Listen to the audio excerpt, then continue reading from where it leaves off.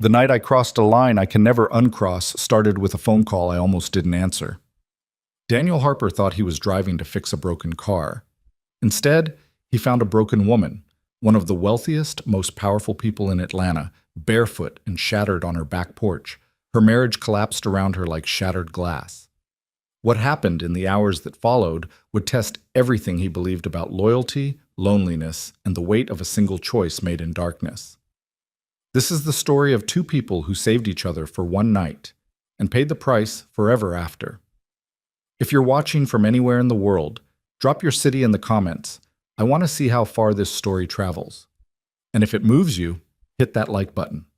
Now, let me tell you what really happened. The call came at 9:47 p.m. on a Thursday. Daniel Harper was elbow deep in the engine of a '98 Chevy Silverado, grease streaked across his forearms, the fluorescent lights of his small shop buzzing overhead like tired insects. The ringtone cut through the silence, sharp, insistent, unfamiliar. He almost let it go to voicemail. Almost. But something made him wipe his hands on the rag tucked into his belt and swipe to answer. "Daniel Harper," he said, his voice carrying the particular exhaustion of a man who'd been working since 6 that morning. "Mr. Harper?" The voice on the other end was clipped, professional, with an undercurrent of barely controlled anxiety. "This is Marcus Webb. I'm head of security for Victoria Hale." Daniel's brow furrowed. Victoria Hale. The name landed with weight. He'd worked on her car just 3 days ago, a pristine black Mercedes S-Class that had developed an electrical fault. She'd been polite, distant, the way wealthy people often were with service workers. He'd fixed the problem, given her his card for emergencies, and assumed he'd never hear from her again. "Yes, I remember Ms. Hale," Daniel said carefully. "Is there a problem with the vehicle?" There was a pause. Marcus Webb cleared his throat. "We're not sure. Ms. Hale hasn't responded to any communication since approximately 6 o'clock this evening. Her phone goes straight to voicemail. The house staff was dismissed early, which is, unusual. The estate security cameras show her on the property, but she's not answering the door or the intercom." Daniel glanced at the clock. Nearly 10 p.m. "And you're calling me because you're the last service provider she contacted directly. Your number is in her recent calls. I realize this is irregular, Mr. Harper, but Mrs. Hale values her privacy intensely. Before we escalate this to a wellness check with local authorities, I wanted to exhaust other options. Would you be willing to drive out to the estate? You have an established professional relationship. She might respond to you." Every instinct Daniel had told him this was a bad idea. He had a 7-year-old daughter sleeping at his sister's house because he'd had to work late. He had 3 more vehicles to finish before the weekend. He had no business getting involved in the personal crisis of a billionaire investor, but there was something in Marcus Webb's voice, genuine concern beneath the professional veneer, that made Daniel hesitate. "Where's the estate?" he asked. "Buckhead, off West Paces Ferry Road. I'll text you the address and gate code." Daniel looked down at his grease-stained work shirt, at the chaos of his small shop, at the life he'd carefully rebuilt after his wife Sarah died 2 years ago. Simple, controlled, predictable. "I'll be there in 40 minutes, he heard himself say. The drive north took him out of the comfortable working-class neighborhood where his shop sat and into a different world entirely. The houses grew larger, set farther back from the road, hidden behind walls and gates and carefully manicured landscapes. Money whispered here. It didn't shout. The Hale estate was at the end of a private drive, behind iron gates that slid open silently when Daniel entered the code Marcus had sent. The house, if you could call it that, was a sprawling modern structure of glass and stone, lit from within like a piece of contemporary art. Daniel's truck, a 10-year-old Ford F-150 with his shop's logo hand-painted on the side, looked profoundly out of place on the circular drive. He parked and sat for a moment, engine ticking as it cooled, trying to figure out what exactly he was doing here. The front door opened before he could decide. A woman stood in the doorway, but it took Daniel a moment to recognize her. Victoria Hale, as he'd known her 3 days ago, had been immaculate. Tailored suit, hair pulled back in a severe bun, the kind of composure that came from commanding boardrooms and moving markets. The woman before him now wore yoga pants and an oversized white shirt that hung off one shoulder, Her dark hair fell loose and uncombed around her face. She was barefoot, and she'd been crying. "Mr. Harper," she said, her voice hoarse. "I'm so sorry. I told Marcus not to bother you." Daniel climbed out of his truck slowly, approaching the way you might approach a wounded animal. "He was worried about you, Ms. Hale." "Victoria." She laughed, but it was a broken sound. "If you're going to see me like this, we're well past formalities." Up close, Daniel could see the smudged mascara beneath her eyes, the way her hands trembled slightly as she crossed her arms over her chest. She looked devastated, completely and utterly devastated. "Are you all right?" It was a stupid question, but Daniel didn't know what else to say. Victoria's composure cracked. Her face crumpled, and she pressed her fingers to her lips as if trying to physically hold back the emotion. "No," she whispered. "No, I'm really not." Daniel had been married for 8 years before Sarah died. In that time, he'd learned to read the specific language of female distress, when to offer solutions, when to offer comfort, when to simply be present. Every signal Victoria was sending said she needed the last one. "Do you want me to leave?" he asked gently. She shook her head quickly. I don't want to be alone right now." "Is that terrible? You don't even know me. I shouldn't ask that of you." "You didn't ask, I offered." Daniel gestured toward the house. "Can we go inside? It's getting cold." Victoria nodded and turned back into the house. Daniel followed, closing the massive front door behind him. The interior was as impressive as the exterior. Soaring ceilings, art that probably cost more than Daniel's shop, furniture that looked like it belonged in a museum. But it felt empty. Not just unoccupied, but hollow, like a beautiful shell with nothing living inside. Victoria led him through the house, past the formal living areas, through a gourmet kitchen that looked like it had never been used, and out onto a covered back porch that overlooked a pool and gardens extending into darkness. She sank into one of the outdoor sofas, pulling her knees up to her chest like a child. Daniel remained standing, suddenly acutely aware of his work boots on the pristine stone flooring, the smell of motor oil that probably clung to him. "My husband left me," Victoria said into the silence, 5 hours ago. Walked out with 2 suitcases and a lawyer's phone number. 16 years of marriage, and he couldn't even make it to our anniversary dinner." The words hung in the air between them. Daniel sat down slowly on the opposite end of the sofa, maintaining distance. "I'm sorry."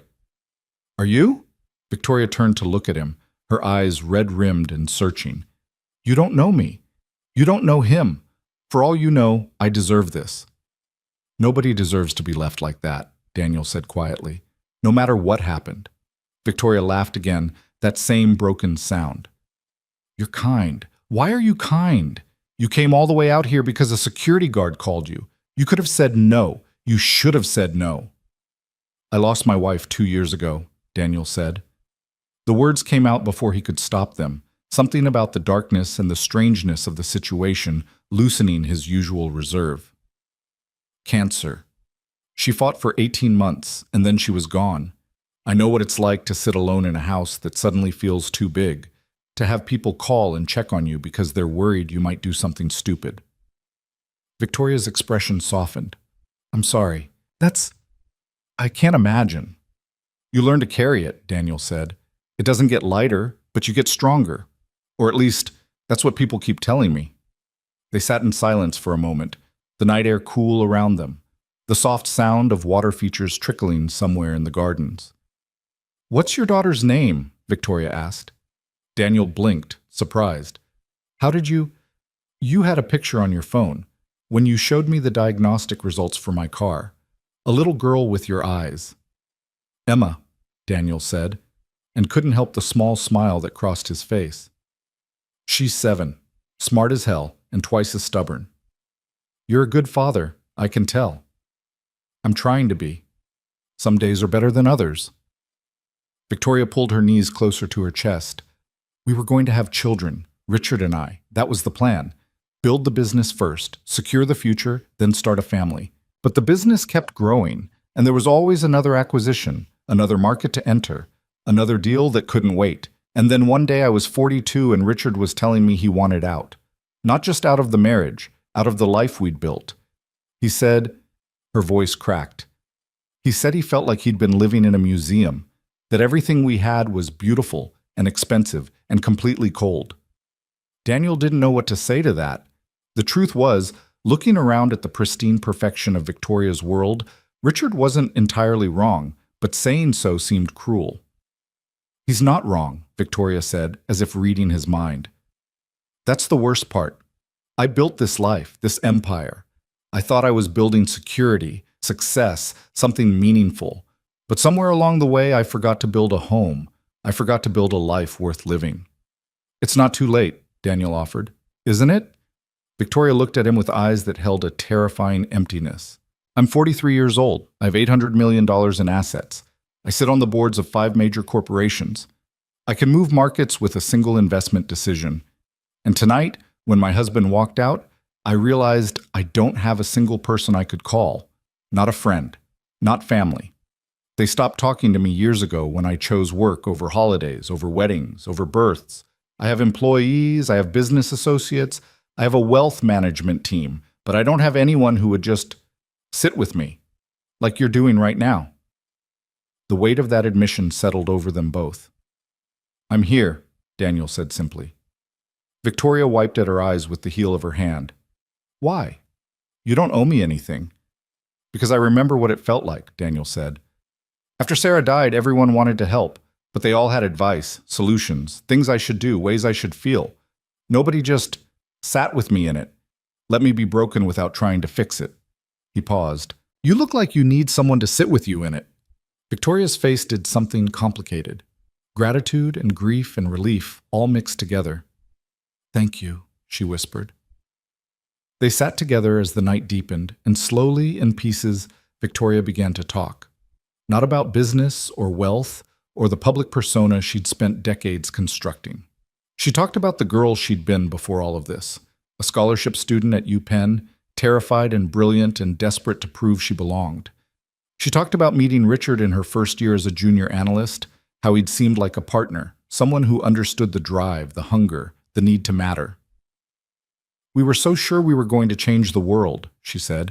We were going to be different, not like the old guard who inherited their wealth and wasted it. We were going to build something meaningful. You did build something, Daniel said. Maybe it's not what you planned, but you built it. I built a prison, Victoria said flatly. A very expensive, very beautiful prison. Daniel thought about his own life. The modest shop, the tiny apartment above it where he and Emma lived, the careful budgeting, the constant hustle to keep everything afloat. He thought about how many times he'd looked at people like Victoria and assumed they had it all figured out. Money doesn't fix loneliness, he said. No, Victoria agreed. It just makes it more comfortable. She stood abruptly, pacing to the edge of the porch and staring out into the darkness. I keep thinking about this moment 3 months ago. Richard and I were getting ready for a gala, some charity thing. I don't even remember what cause. And I realized we hadn't had a real conversation in weeks, maybe months. We lived in the same house, slept in the same bed, and we were complete strangers. Did you tell him? Daniel asked. I tried. He said I was being dramatic, that we were busy, that it was a busy season, that things would calm down. Victoria's laugh was bitter. Things never calm down. There's always another crisis, another opportunity, another fire to put out. And meanwhile, your actual life is happening somewhere else, to someone else.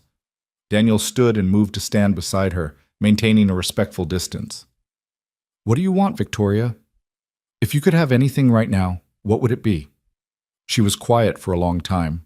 When she finally spoke, her voice was so soft he almost didn't hear it. I want to feel something real. I want to remember what it's like to be a person, not a portfolio. I want...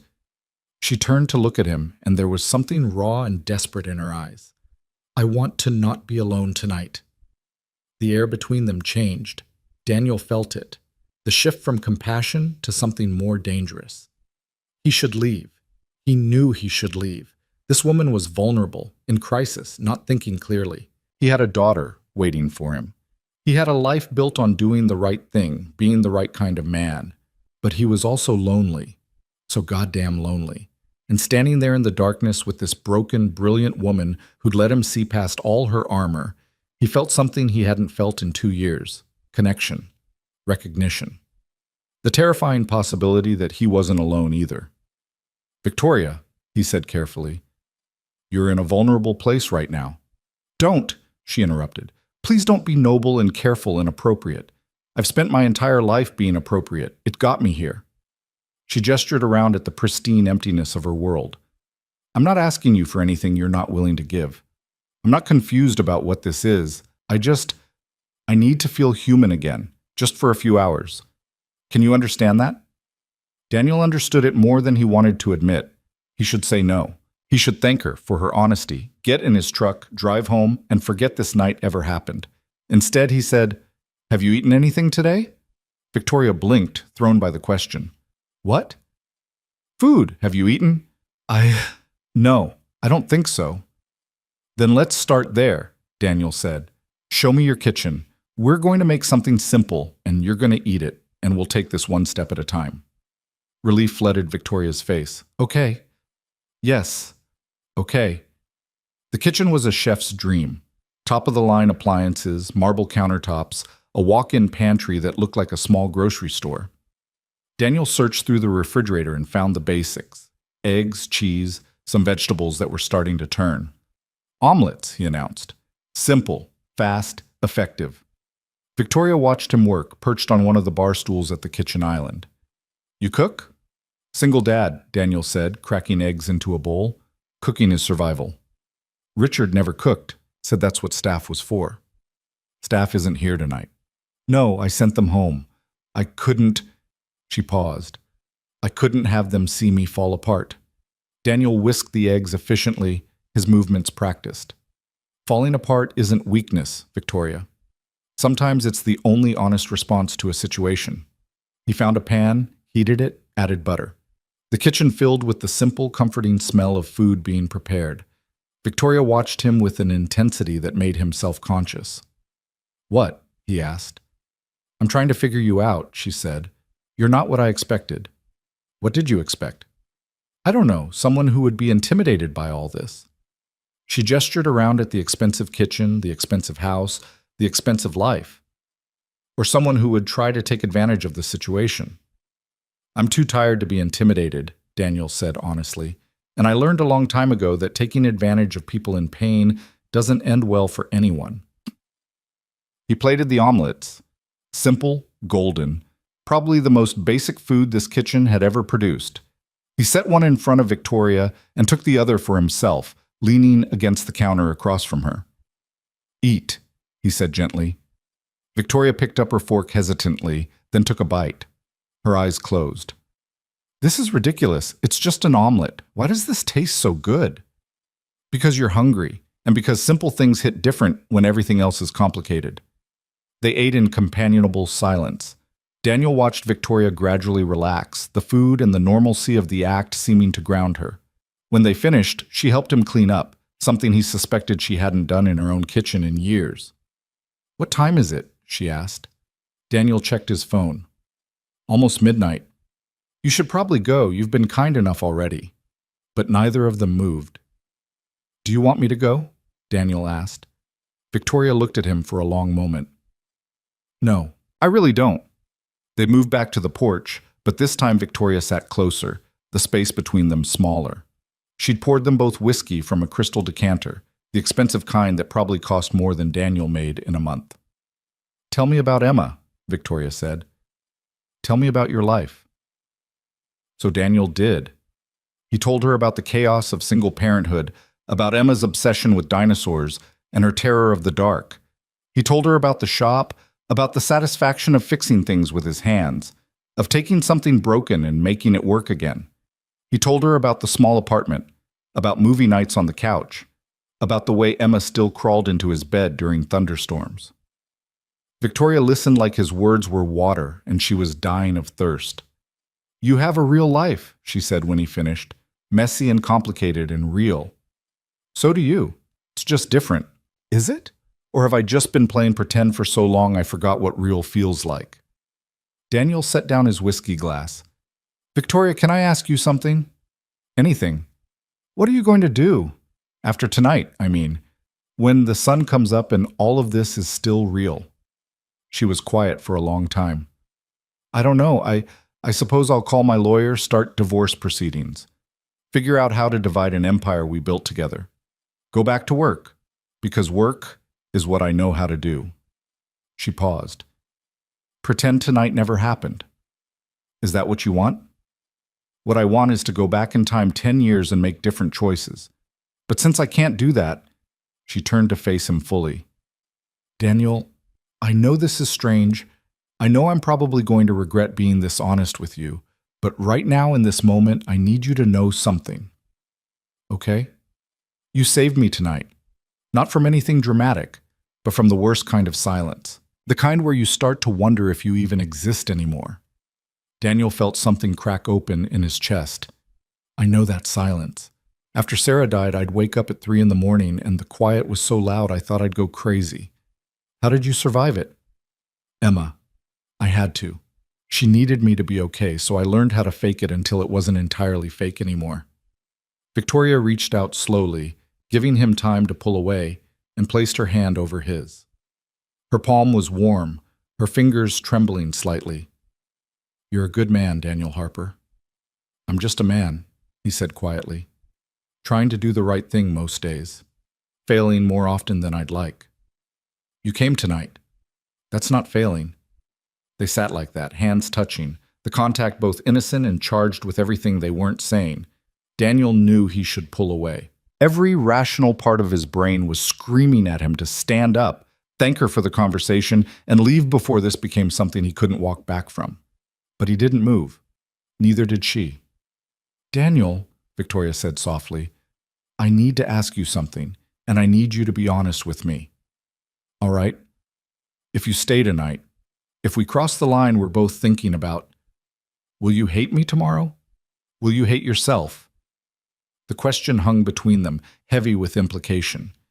Daniel thought about Emma, about the values he was trying to teach her, about being the kind of man Sarah would have been proud of.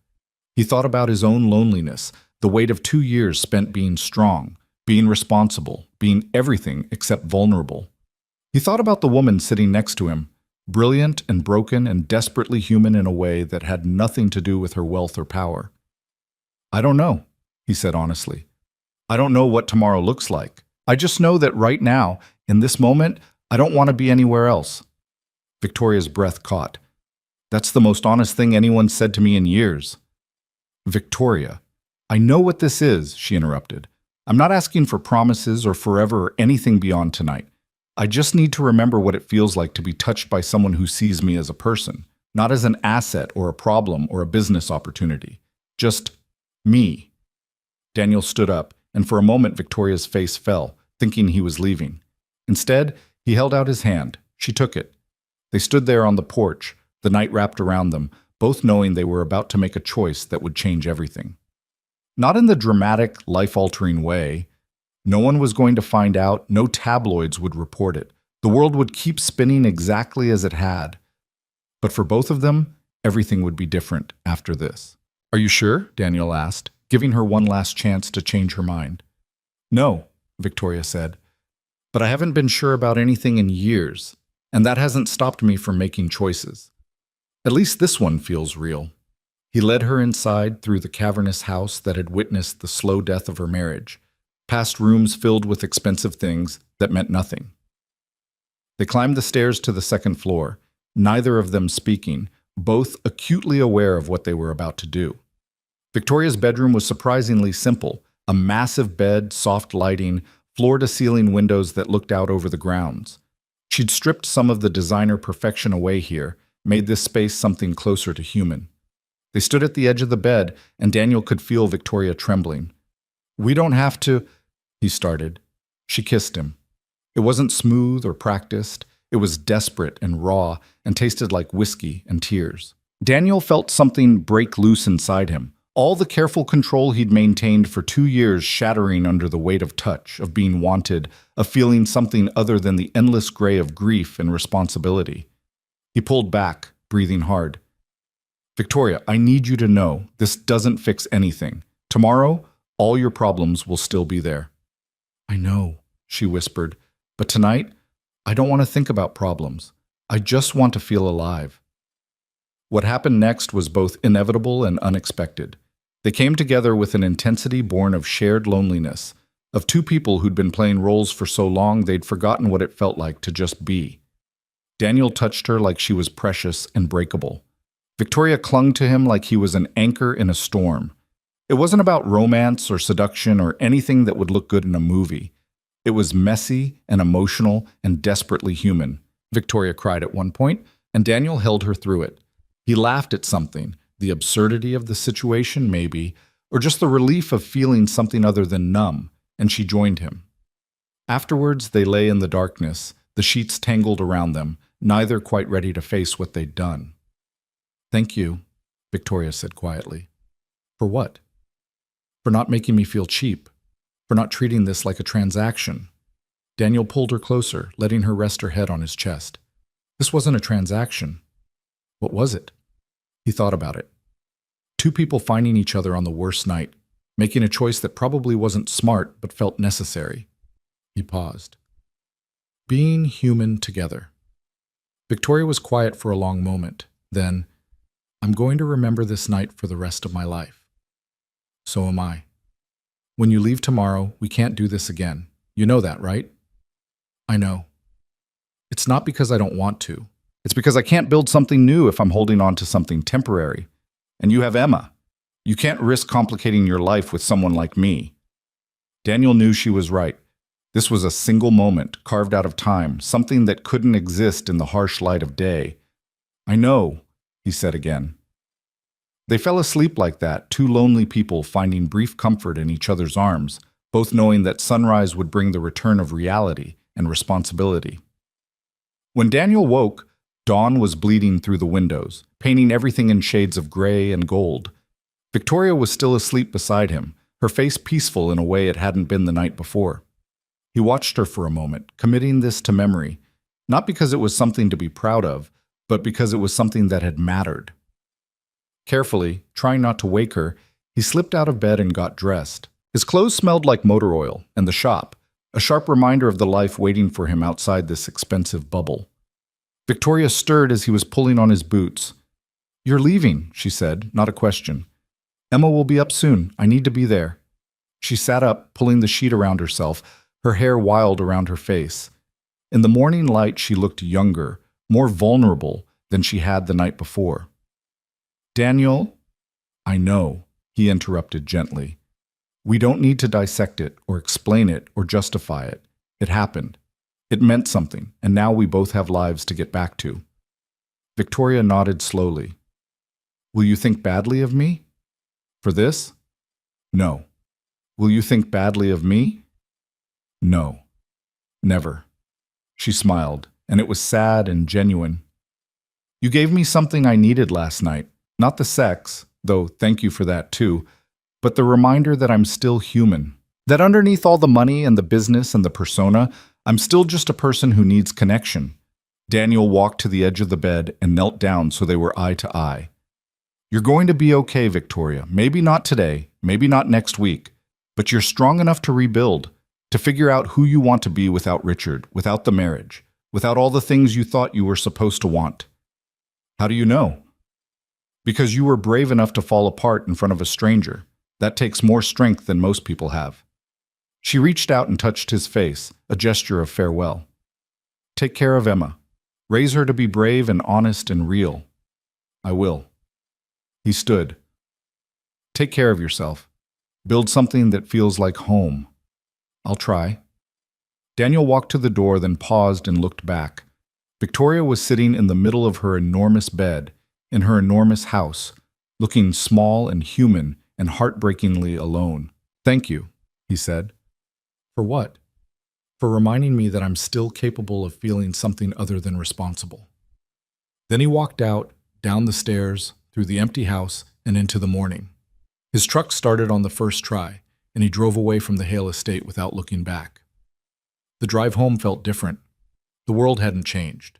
Same roads, same buildings, same life waiting for him.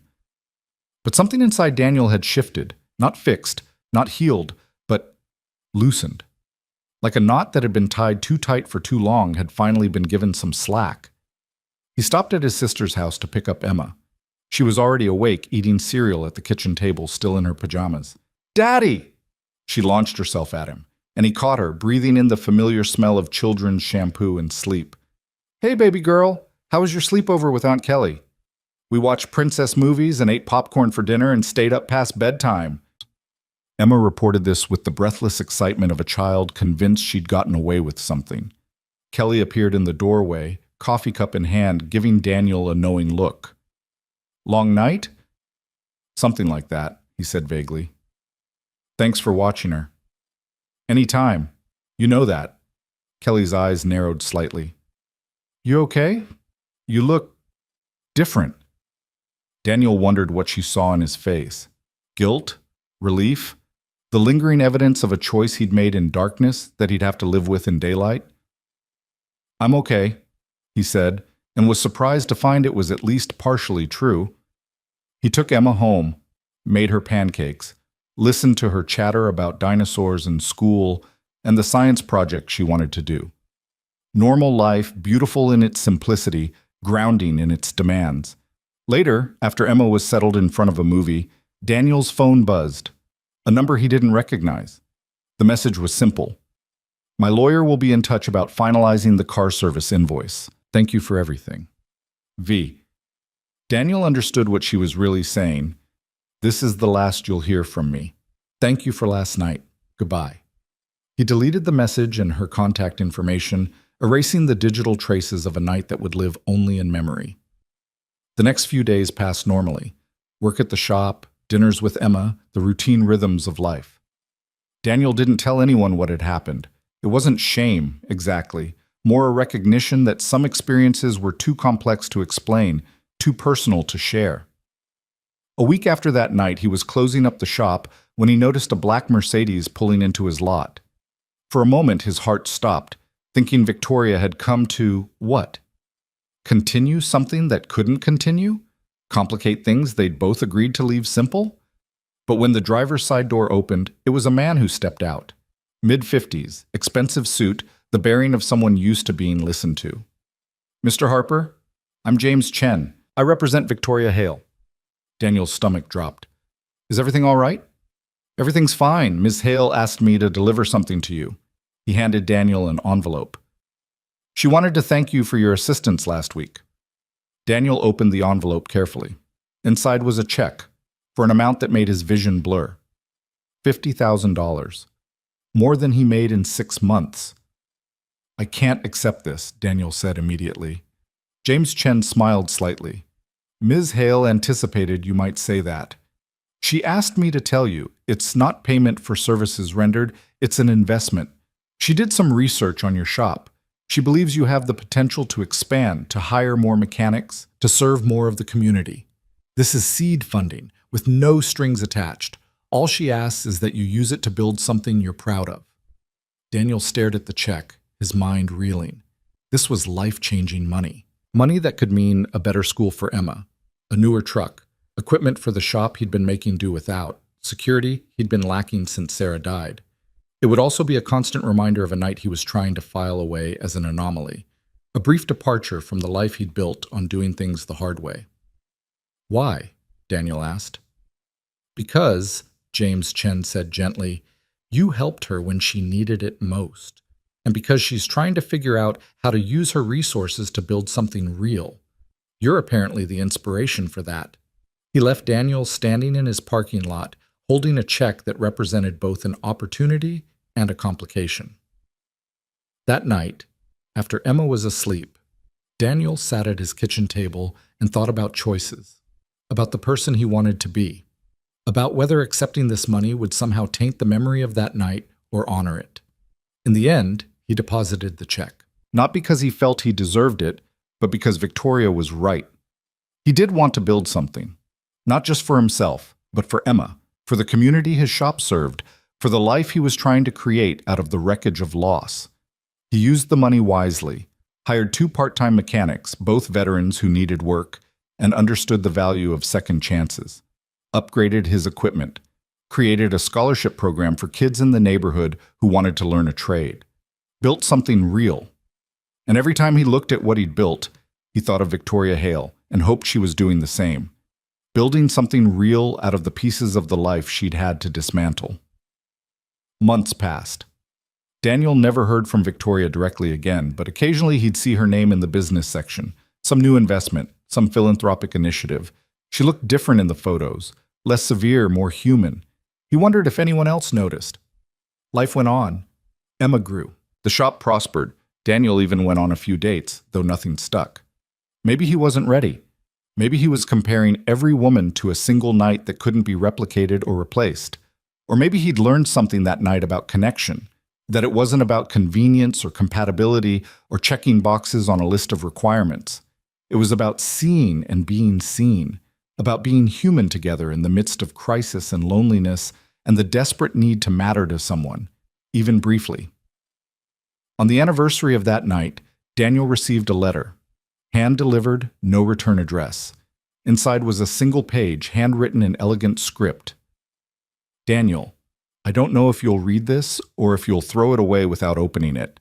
I hope you read it, if only to know that what happened that night mattered. I filed for divorce the day after you left. It was finalized 3 months ago. I've stepped back from most of my board positions. I'm figuring out who I am when I'm not defined by work or marriage or the expectations of people who don't really know me. It's terrifying. It's also the most honest I've been in 20 years. I wanted to thank you for showing me that being vulnerable isn't the same as being weak, for reminding me that connection, real connection, is worth more than any deal I've ever closed, for giving me a night where I could just be human. I also wanted to tell you I won't contact you again after this. Not because I don't think about you, I do, more often than is probably healthy, but because we both have lives to build, and those lives exist in different worlds. You have Emma to raise and a business to grow. I have myself to rediscover. But I needed you to know that when I think about the worst night of my life, it ends with you sitting on my porch, making me an omelet, treating me like I mattered beyond my bank account. And that changed everything. Be well, Daniel Harper. Raise that daughter of yours to be brave and kind and real, and know that somewhere, a woman you helped save herself is building the kind of life that would make that night worth it. With gratitude, Victoria Daniel read the letter 3 times, then folded it carefully and put it in the lockbox where he kept the important documents. Emma's birth certificate, his marriage license, Sarah's death certificate, the things that marked the turning points of his life. That night fit there. Not as something to be proud of or ashamed of, but as something that had happened. A choice made in darkness that had led both of them, in different ways, toward light.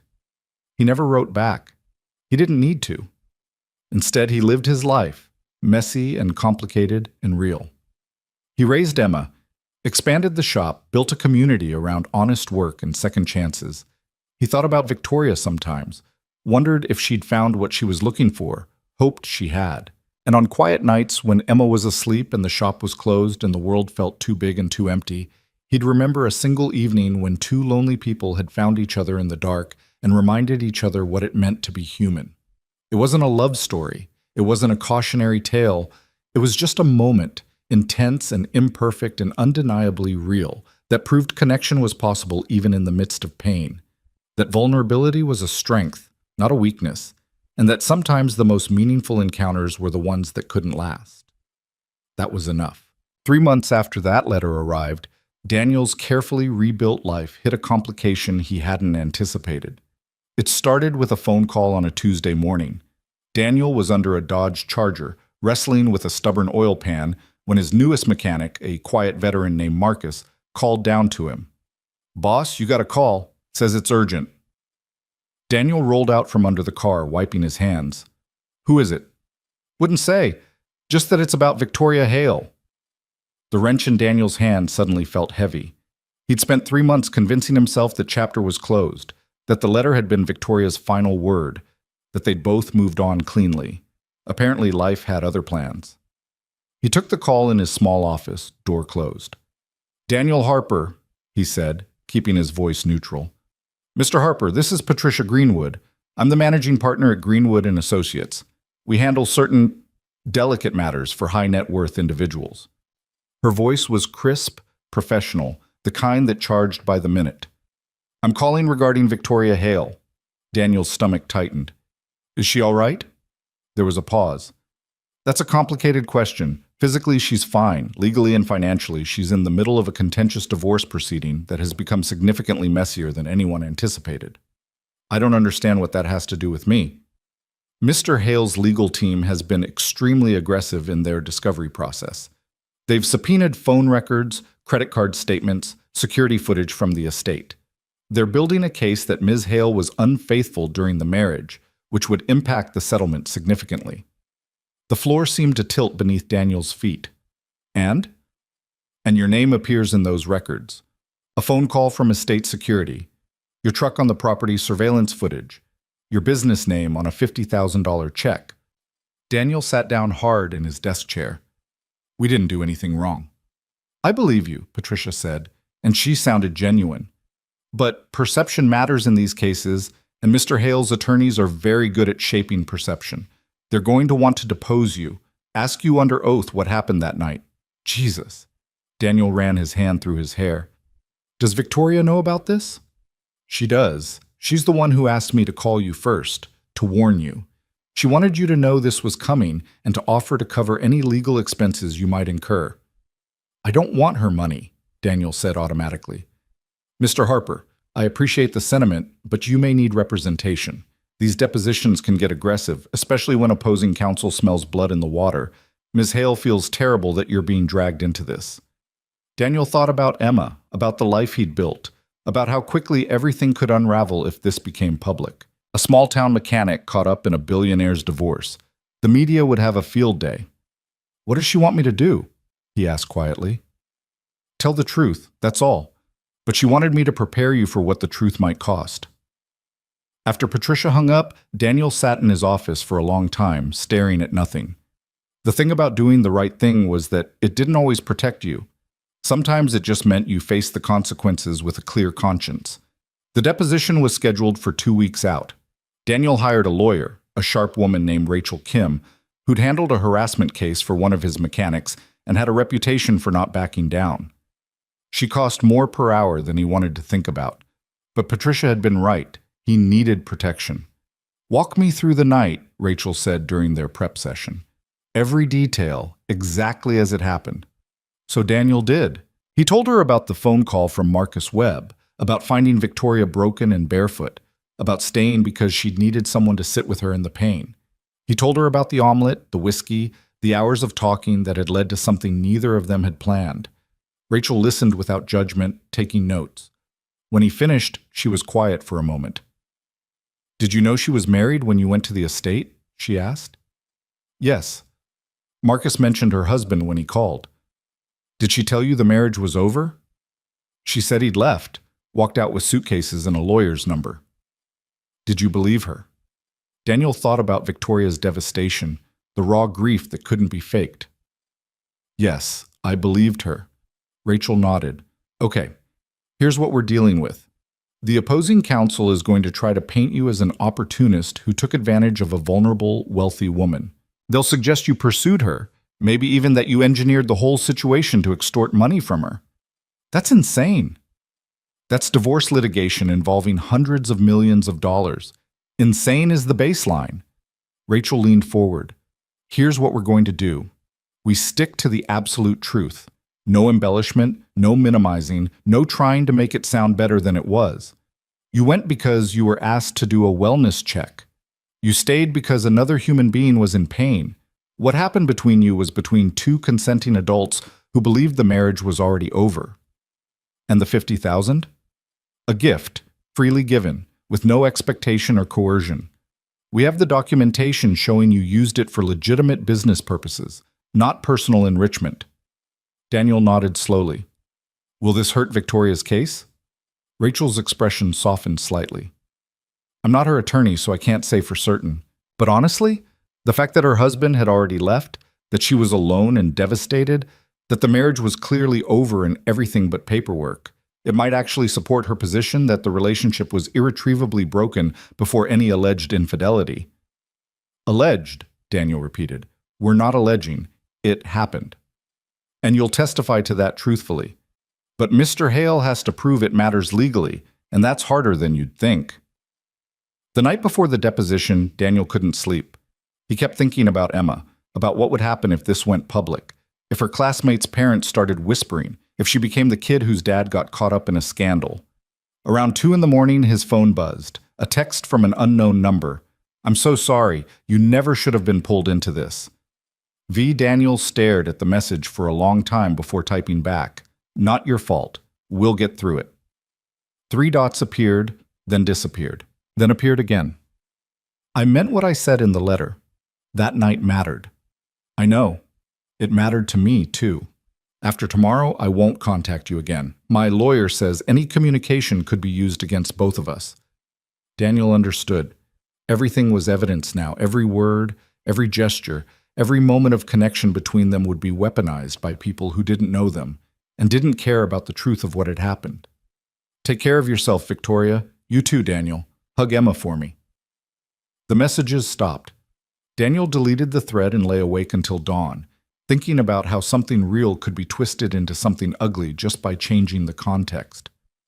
The deposition took place in a downtown law office, all glass and steel and intimidation. Daniel wore his one good suit, the one he'd worn to Sarah's funeral, and tried not to feel like he was on trial. Richard Hale's attorney was a man named Preston Moore, silver-haired and shark-eyed. He smiled when he shook Daniel's hand, and it reminded Daniel of a predator sizing up prey. "Mr. Harper, thank you for your time today," Preston began once they were all seated around the conference table. A court reporter sat in the corner, fingers poised over her machine. "I just have a few questions about your relationship with Mrs. Hale." "Mrs. Hale," Daniel corrected quietly. "She said she prefers Ms. now." Preston's smile tightened. "Of course. When did you first meet Ms. Hale?" Daniel went through it methodically. The car repair, the phone call from Marcus Webb, the drive to the estate. He kept his voice steady, his answers clear. "And when you arrived at the estate, what was Ms. Hale's condition?" Preston asked. "She was upset. She'd been crying. She told me her husband had left." "Left? As in temporarily departed?" "As in walked out with suitcases, according to what she told me." Preston made a note. "And what time was this?" "Around 10 p.m. Late for a service call." "It wasn't a service call.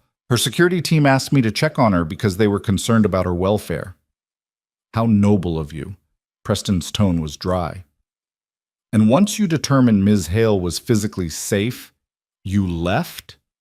Here it was, the moment where the truth either protected them or condemned them. "No," Daniel said. "I stayed." "Why?" "Because she asked me to. Because she didn't want to be alone." Preston leaned forward slightly. "Mr. Harper, you're a mechanic. Ms. Hale is a billionaire investor. You don't find it strange that she would ask you, essentially a stranger, to stay with her during what you claim was a marital crisis?"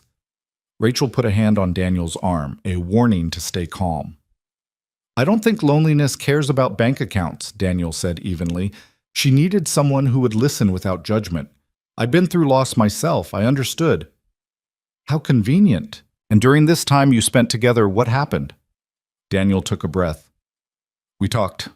I made her food. She told me about her marriage, about feeling isolated. I told her about losing my wife, about single parenthood. We connected as two people dealing with grief and loneliness. And then? And then things became intimate. The room went very quiet. The court reporter's fingers never stopped moving. "Define intimate," Preston said. "We slept together," Daniel said clearly. "Consensually, between two adults who believed her marriage was already over." Believed or knew? Her husband had walked out hours earlier with divorce papers. What would you call that? Preston ignored the question.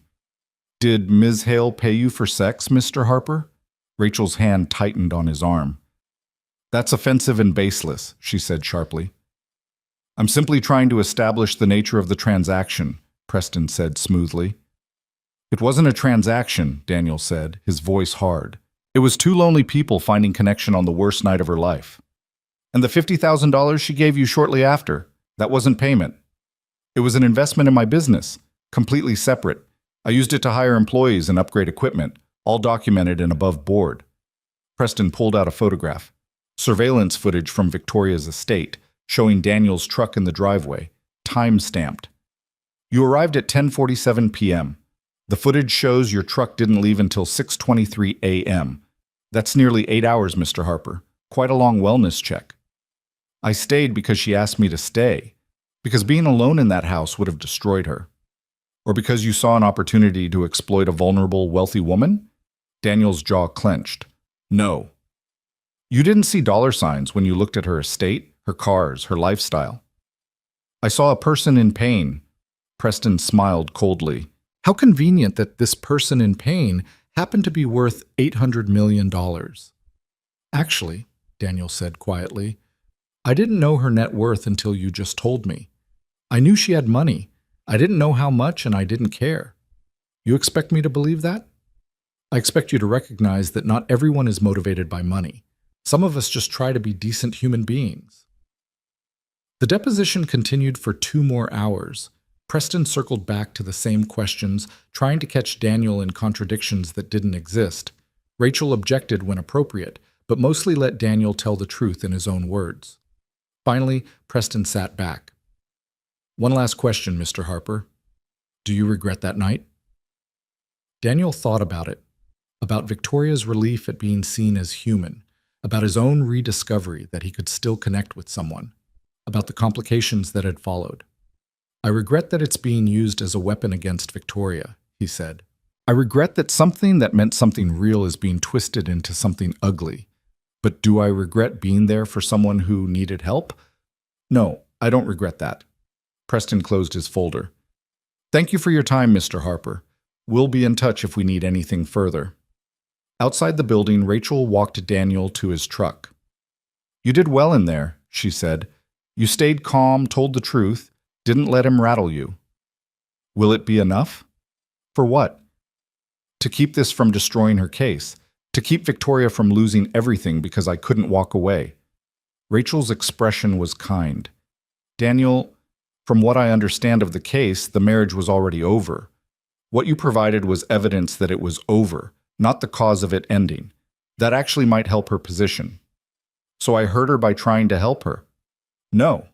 Her husband hurt her by walking out and then trying to punish her for moving on. You just happened to be there when she needed someone. But Daniel drove home, exhausted and hollowed out. Emma was at school. The shop was being managed by Marcus for the day. He had the apartment to himself, and the silence was deafening. He thought about calling his sister, telling her everything, but what would he say? That he'd slept with a client and now was caught up in a billionaire's divorce? That doing the right thing, staying with someone in crisis, had led to this mess? His phone rang. Patricia Greenwood. Mr. Harper, I wanted to thank you for your testimony today, she said. I know it wasn't easy. How's Victoria? The question slipped out before he could stop it. Holding up, she wanted me to tell you she's sorry for everything you're going through. It's not her fault. She seems to think it is, but your testimony actually helped us. Mr. Hale's team was trying to paint your encounter as evidence of an ongoing affair, something that predated the separation. Your clear timeline, that he'd already left, that the marriage was already over and everything but legal paperwork. That supports our position. Daniel felt something unknot in his chest. So I didn't make things worse for her? You may have actually made them better. Preston Moore overplayed his hand. He tried to make you look like a gold digger, but you came across as exactly what you are, an honest man who helped someone in need. After they hung up, Daniel sat in his truck in the apartment parking lot, trying to process it all. He told the truth. It had cost him, the legal fees, the stress, the exposure, but he'd told the truth. And somehow, that had been enough. That night, after Emma was asleep, Daniel received one final message from Victoria's number. Thank you for being honest, for not trying to protect me by lying, for letting the truth stand even when it was complicated. The deposition transcripts were forwarded to my lawyer. She says what you said mattered, that it helped. I'm grateful, and I'm sorry, and I hope someday you can forgive me for pulling you into this. V. Daniel typed and deleted several responses before settling on, "Nothing to forgive. Take care of yourself." The divorce proceedings continued for another 4 months, playing out in sealed courtroom documents that Daniel never saw. He heard bits and pieces, through Patricia, through occasional news articles that referenced the case without naming names, but mostly he tried to return to normal life. The shop prospered. Emma thrived. Daniel went on a few more dates, and one, with a kindergarten teacher named Amy, showed actual promise. She was kind, patient with Emma, and didn't mind that Daniel was a single dad with grease perpetually under his fingernails. On the 6-month anniversary of his deposition, Daniel received a package. No return address, but he recognized Patricia Greenwood's law firm on the postmark. Inside was a handwritten note from Victoria and a newspaper clipping. The clipping was from the business section. Hail divorce finalized, parties reach settlement. The article was brief, mentioned that both parties had reached an agreement and wished each other well, the usual sanitized version of what had probably been a brutal negotiation. The note was longer. "Daniel, it's over. The divorce is final, the settlement reached, the ugliness behind us. I wanted you to know, even though the rules say I'm not supposed to contact you anymore, even though my lawyers would have a fit if they knew I was writing this. Your testimony mattered, not because it proved anything scandalous or dramatic, but because it proved the truth. That Richard had already left. That the marriage was already dead. That what happened between us was a moment of human connection in the aftermath, not the cause of the collapse. Preston Moore tried to use you as a weapon against me. Instead, you became proof that I was capable of being real, of being vulnerable, of being something other than the ice queen my husband claimed I'd become. The judge saw that. It made a difference. I know the last 6 months have been hard on you. I know you never asked for any of this. I'm sorry for the disruption, the legal fees, which Patricia assures me you refused to let me cover. The stress. You deserved better than to be dragged into my mess. But I need you to know something. That night changed my life. Not because of what happened physically, but because you saw me as a person when I'd forgotten how to be one. Everything I've built since then, the new investments focused on meaningful impact rather than maximum return. The work I'm doing with women in crisis, the therapy I finally started, the friendships I'm rebuilding, all of it traces back to that night on the porch when you stayed because I asked you to. I'm different now. Better, I think. Definitely more honest. And while I know we can't be part of each other's lives, I wanted you to know that you're part of why I'm becoming the person I should have been all along. This is the last time I'll contact you. My lawyers have made very clear that any ongoing communication could be problematic, so this is goodbye, for real this time. But it's a grateful goodbye. A goodbye that says, thank you for seeing me, thank you for staying, thank you for telling the truth, even when it cost you.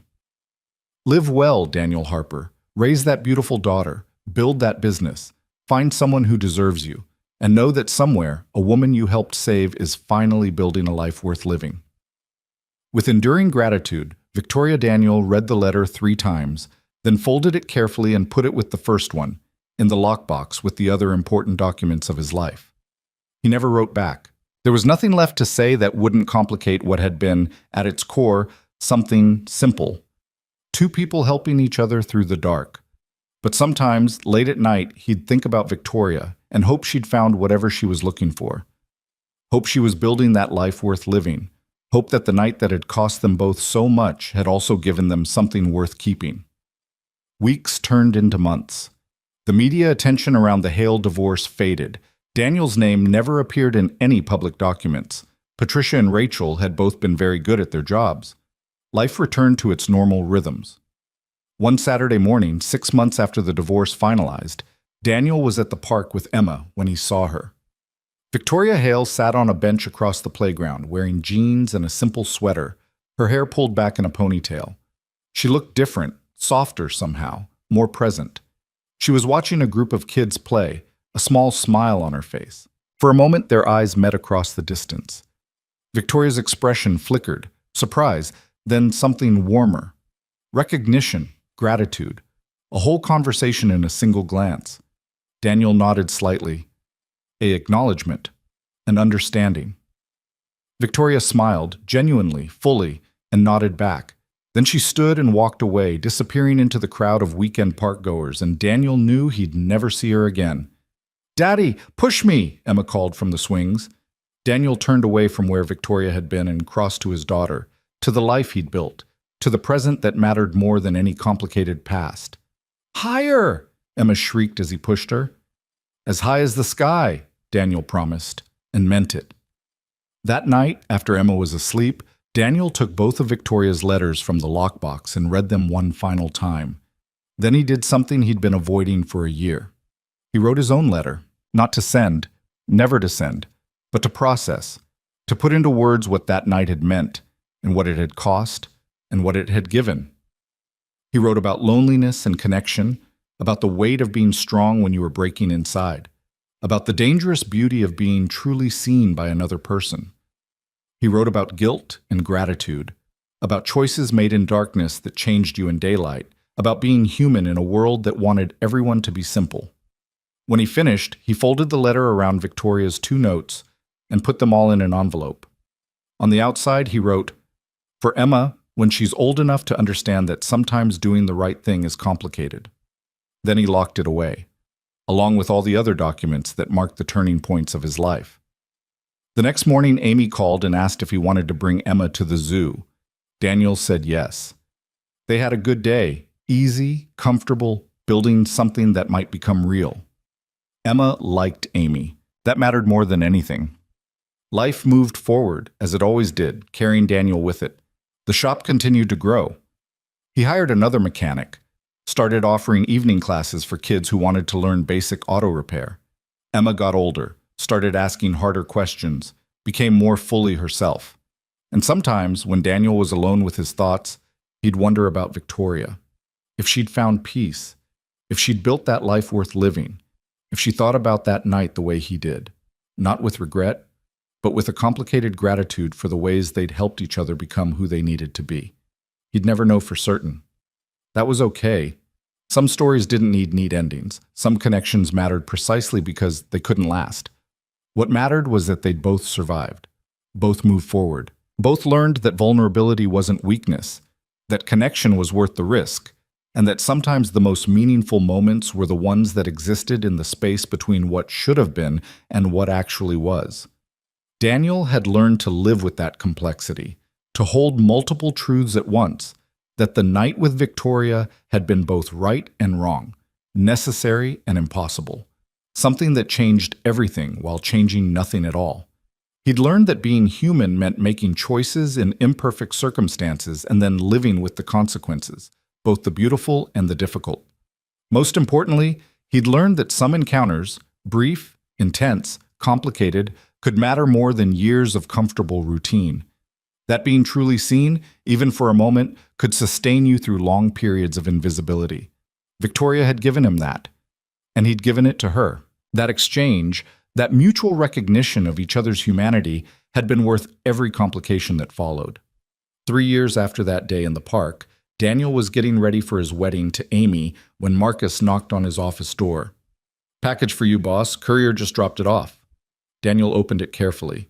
Inside was a single photograph. No note, no return address. The photo showed a small community center under construction, a sign reading, "The Harper Hale Foundation, Supporting Women in Transition." In the corner of the photo, barely visible, was a woman in a hard hat gesturing toward the building. Even from a distance, even in work clothes, Daniel recognized Victoria. She was building something real, using her resources, her experience, her hard-won understanding of what it meant to fall apart and rebuild, to help others do the same. Daniel smiled and put the photo in his wallet, behind the picture of Emma and Amy. Some stories came full circle. Some connections, even when they ended, left something lasting behind. This was that kind of story. And as Daniel prepared to marry a good woman who loved him and his daughter, as he looked forward to the life they were building together, he carried with him the lessons of a single complicated night.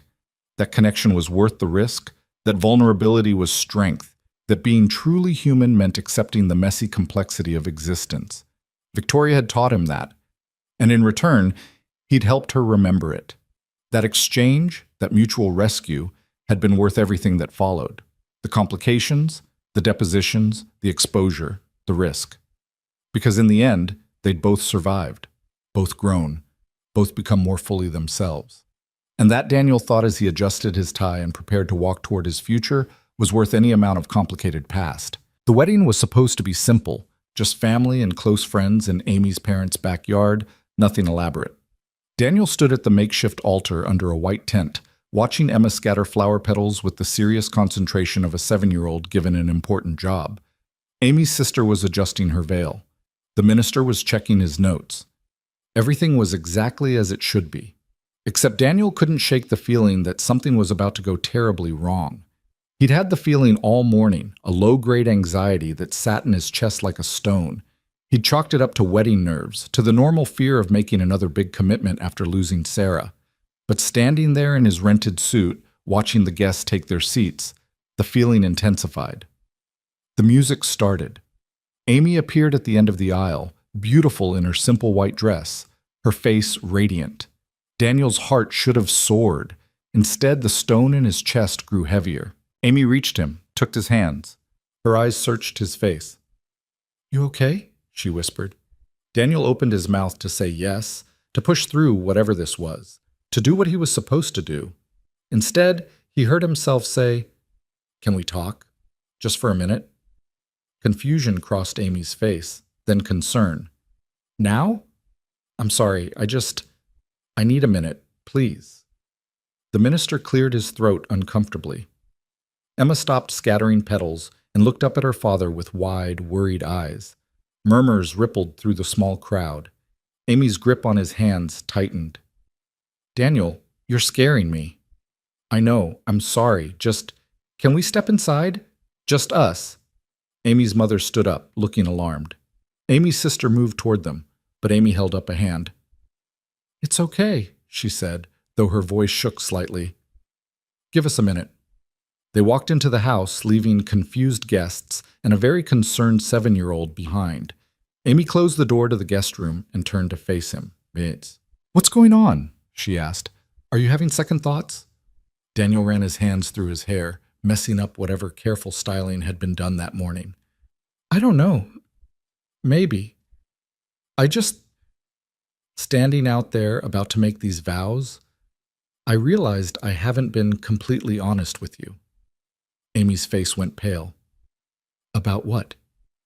This was the moment. The moment where Daniel could lie, could minimize, could protect both of them from a truth that would complicate everything. The moment where he could choose easy over honest. He thought about Victoria's letter, about building a life worth living, about the cost of pretending to be something you weren't.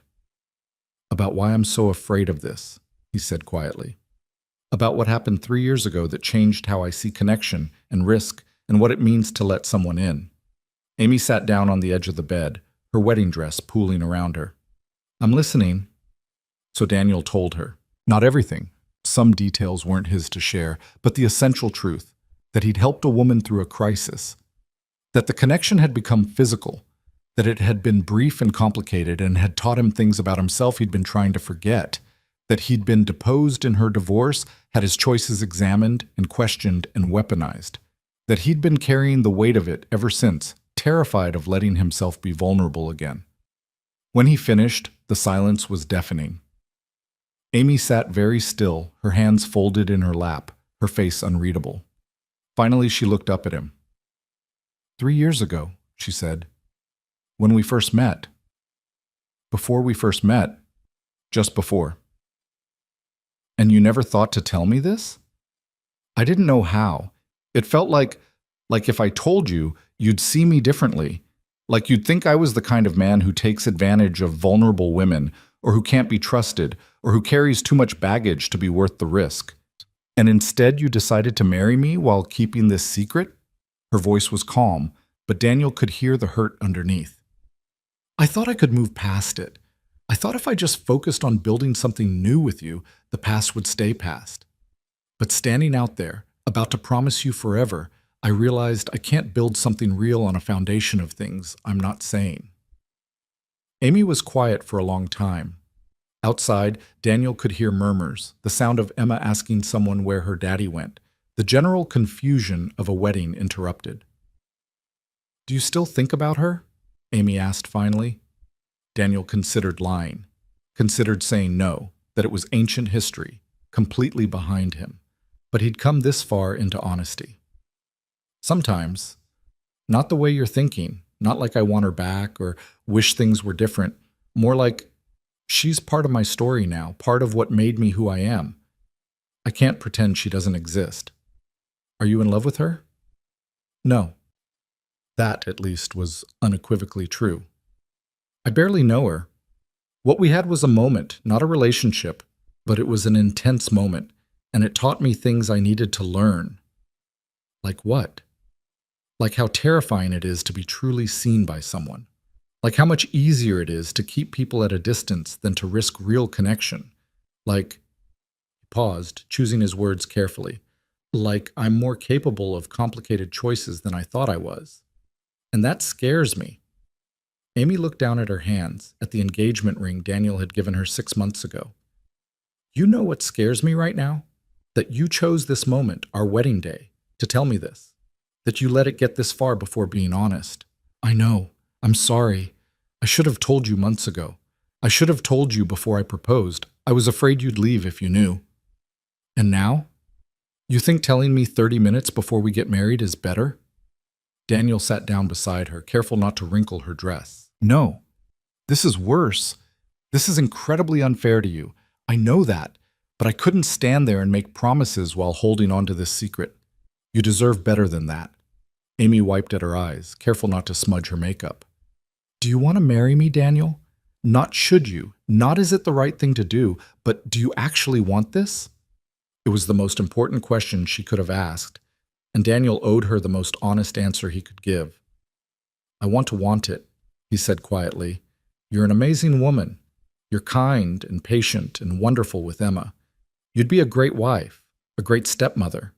On paper, this is everything I should want. But I think I'm more broken than I realized. I thought 2 years was enough time to heal from losing Sarah. I thought that night with Victoria was just an aberration, a moment of weakness I could file away and forget. But standing out there, about to make forever promises again, I realized I'm terrified, not of you, not of what happens if I let myself need someone and then lose them again. So this isn't really about Victoria at all, Amy said slowly. It's about Sarah. Daniel hadn't thought about it that way, but the moment Amy said it, he knew she was right. Maybe. Probably. I don't know. I'm so confused right now, I can barely think straight. Amy stood up and walked to the window, looking out at the guests milling around in the backyard. There are 60 people out there who came to see us get married. My parents spent money they don't really have on this reception. Emma is probably crying because she doesn't understand what's happening, and you're just now figuring out you're not ready? I'm sorry. I'm so sorry. She turned to face him, and there were tears on her cheeks now, makeup be damned. I love you, Daniel. I've loved you since our third date when Emma drew me a picture of a T-Rex and you framed it like it was fine art. I've tried so hard to be patient, to give you space to grieve, to not push too hard, or ask for too much. But I can't marry someone who's not sure. I can't build a life with someone who's keeping secrets because he's afraid I'll leave if I know the whole truth. I know, you're right. You deserve someone who's all in, who's ready, who doesn't have to talk himself into making a commitment. So what are you saying? Daniel stood up, his legs feeling weak. I'm saying I can't do this today. I'm saying I need time to figure out who I am and what I actually want instead of what I think I should want.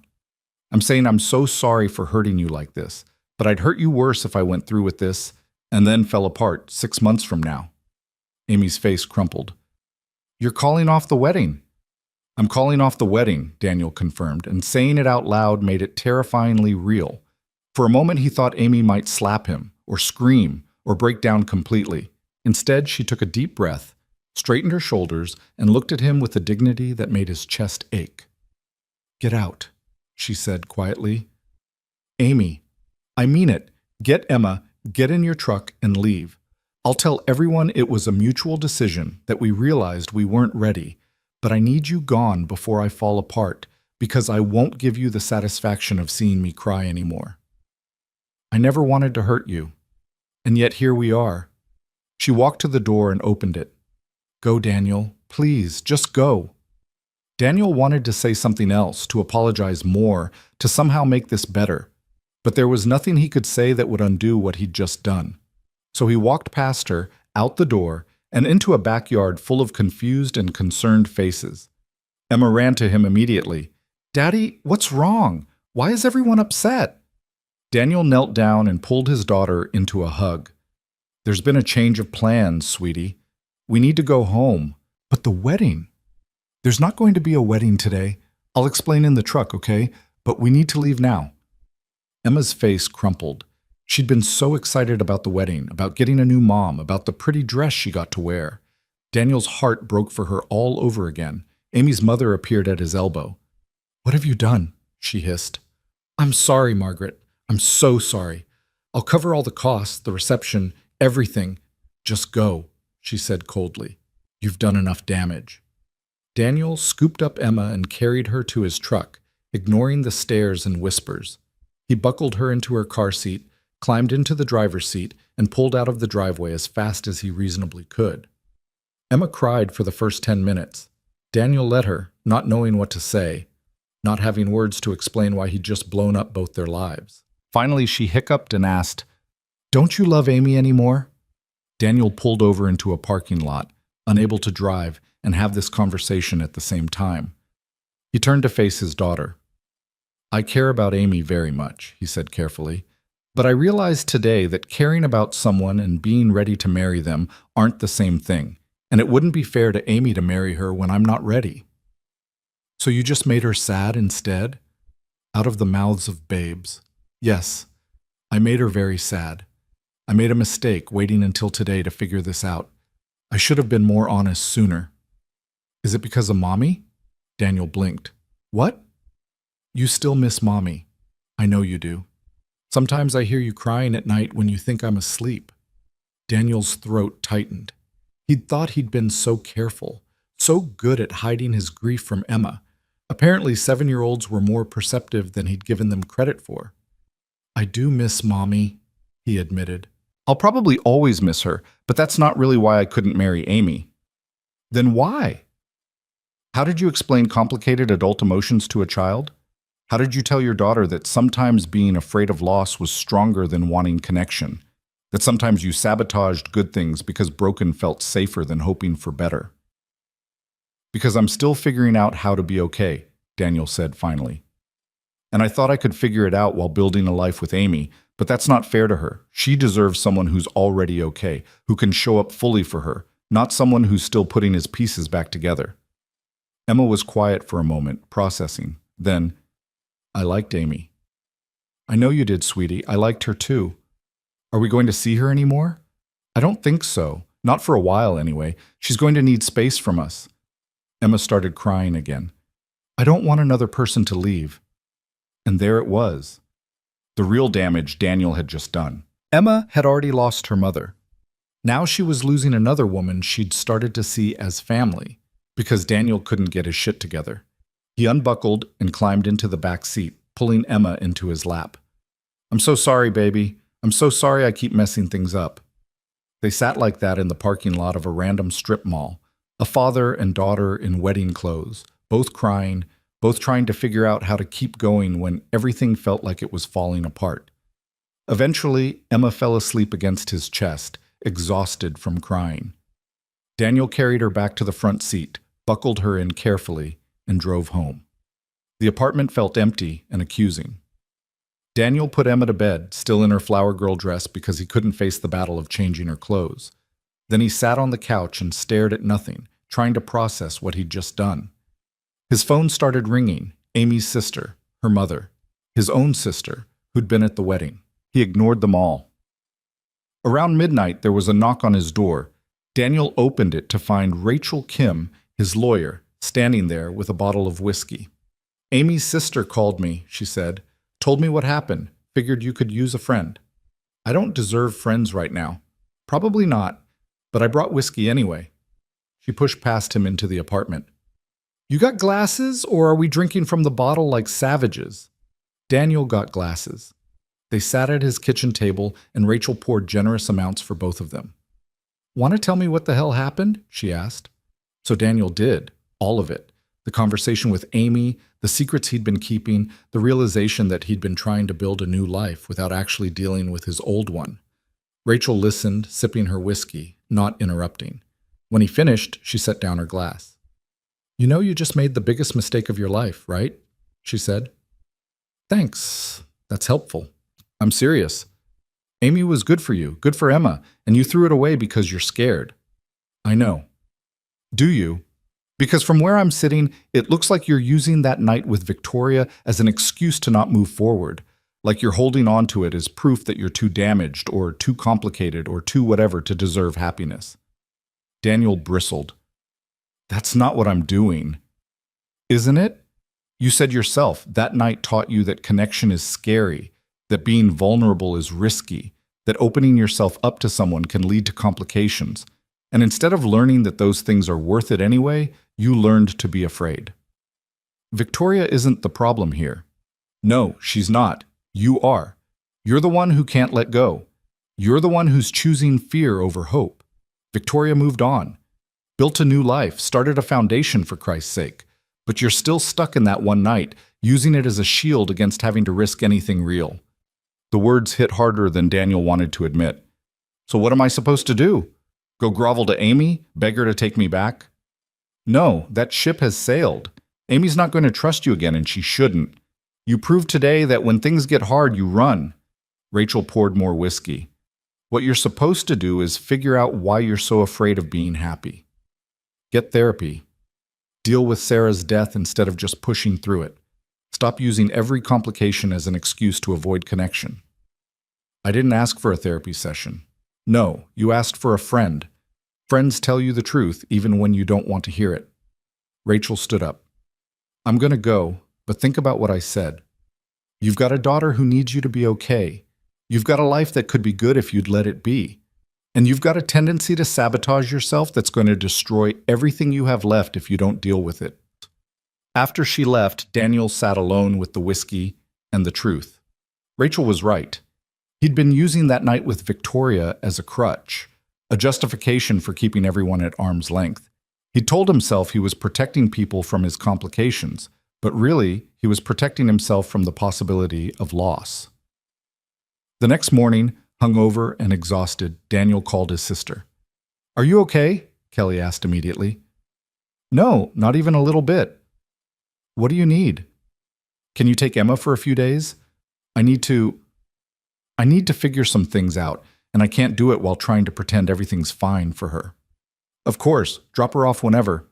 Daniel packed Emma a bag, drove her to Kelly's house. Emma was quiet the whole way, still processing yesterday's disaster. "Am I in trouble?" she asked as they pulled into Kelly's driveway. "What? No, baby, of course not. Why would you think that?" "Because you're sending me away." Daniel's heart broke a little more. "I'm not sending you away. I'm asking Aunt Kelly to take care of you for a few days while I take care of some grown-up stuff. You're not in trouble. You didn't do anything wrong." "Did Amy break up with you because of me?" "No, God, no. This is all on me, Emma. All of it." Kelly came out and helped Emma inside, giving Daniel a look that said they'd be talking later. Daniel drove back to his empty apartment and did something he should have done 2 years ago. He called a therapist. The first session was brutal. Dr. Sarah Chen, the coincidence of the first name wasn't lost on Daniel, was a no-nonsense woman in her 50s who didn't let him get away with deflecting or minimizing. "Tell me about your wife," she said. So Daniel did. He talked about Sarah's diagnosis, the brutal 18 months of treatment, the false hopes and crushing setbacks. He talked about being strong for her, about hiding his fear so she wouldn't see it, about the relief he'd felt when she finally died and the crushing guilt that came with that relief. "You never processed it," Dr. Chen said. "You went straight from caregiver to single parent. You never gave yourself time to grieve. I had a daughter to raise. I couldn't fall apart. So you held it together. And when Victoria came along, offered you a moment of release, of connection, of being seen, you took it, and then felt guilty about that too. I should feel guilty. I slept with a married woman. A woman whose husband had already left, who was in the process of ending that marriage. The timing was poor, but morally, you didn't do anything wrong. Then why do I feel like I did?" Because you're conflating the act with the emotions it brought up. You felt alive again for the first time since Sarah died. That terrified you. So you labeled the whole experience as wrong, as something to be ashamed of, because feeling alive felt like a betrayal. Daniel sat with that for a moment. So what do I do? You learn to separate the guilt from the experience. You acknowledge that grief and desire can coexist. You stop punishing yourself for being human. She leaned forward. And you figure out what you actually want, not what you think you should want. Over the next few weeks, Daniel went to therapy twice a week. He worked through his grief over Sarah, his guilt about finding connection with Victoria, his fear of losing anyone else he cared about. It was exhausting and painful and necessary. He also started attending a support group for widowed parents, heard other people's stories of loss and survival and the complicated mess of moving forward while carrying grief. One evening, a woman named Janet shared about starting to date again. I felt like I was cheating on my husband, she said, even though he'd been dead for 3 years. Even though I knew intellectually that he'd want me to be happy, it still felt like a betrayal. How did you get past it? Someone asked. I realized I wasn't betraying him by living. I was honoring him by refusing to stop being human. He loved me because I was alive and passionate and engaged with the world. Becoming a ghost version of myself wouldn't honor his memory. It would destroy what he'd loved about me. After the meeting, Daniel approached Janet. Thank you for sharing that. I needed to hear it. She smiled. You're the wedding guy, aren't you? Rachel's friend? Daniel blinked. How did you? Small world, Rachel's my cousin. She mentioned what happened, said you were dealing with some complicated grief. That's one way to put it. Can I tell you something? Janet asked. You didn't just lose your wife. You lost your future. The life you thought you were going to have. The person you thought you were going to be. That's worth grieving too. I don't know how to let it go. You don't let it go. You make room for it. You carry it with you while also making space for new things. It's not either or. It's both and. That conversation stayed with Daniel for days. Both and. He could miss Sarah and be open to new connection. He could regret hurting Amy and learn from the experience. He could acknowledge that the night with Victoria had been both a mistake and a turning point. After 6 weeks of therapy, Dr. Chen asked him, if you could go back, knowing everything you know now, would you still have stayed that night with Victoria? Daniel thought about it carefully. Yes, because as complicated as it's made everything, it also woke me up. Made me realize I was sleepwalking through life, just going through the motions. I needed that jolt. And Amy, would you still have proposed? That one was harder. I don't know. I cared about her. I still do. But I think I was trying to recreate what I had with Sarah rather than building something new. That wasn't fair to her. So what have you learned? That I need to do the work on myself before I try to build something with someone else. That I can't use another person to fix what's broken inside me. That connection is worth the risk, but only if I'm actually ready for it. Are you ready now? No, but I'm getting there. 3 months after the failed wedding, Daniel was at the shop when Marcus called him over. Boss, there's someone here to see you, says it's important. Daniel wiped his hands and walked out to the front. Standing in his shop, looking completely out of place in an expensive suit, was Victoria Hale. For a moment, they just stared at each other. She looked good, different from the broken woman he'd found on her porch, but also different from the composed businesswoman she'd been before that. More real somehow. More present. Hi, she said quietly. Hi. Daniel's heart was pounding. What are you doing here? I heard about the wedding, about what happened. How did you? Patricia still occasionally updates me on things. She mentioned it. Victoria glanced around the shop. Can we talk somewhere private? Daniel led her to his office and closed the door. They stood facing each other in the small space, the weight of everything unsaid heavy between them. You shouldn't be here, Daniel said. Your lawyers said, the divorce is final. The settlement is done. There's no legal reason we can't talk anymore. Victoria wrapped her arms around herself. I know I said I wouldn't contact you again, but when I heard what happened, I had to check if you were okay. I'm working on it. Patricia said you called off your wedding 30 minutes before the ceremony because you couldn't stop thinking about our night together. That's not exactly what happened. Then what did happen? Daniel leaned against his desk. I realized I'd been using that night as a shield, as proof that I was too complicated or too damaged to deserve happiness.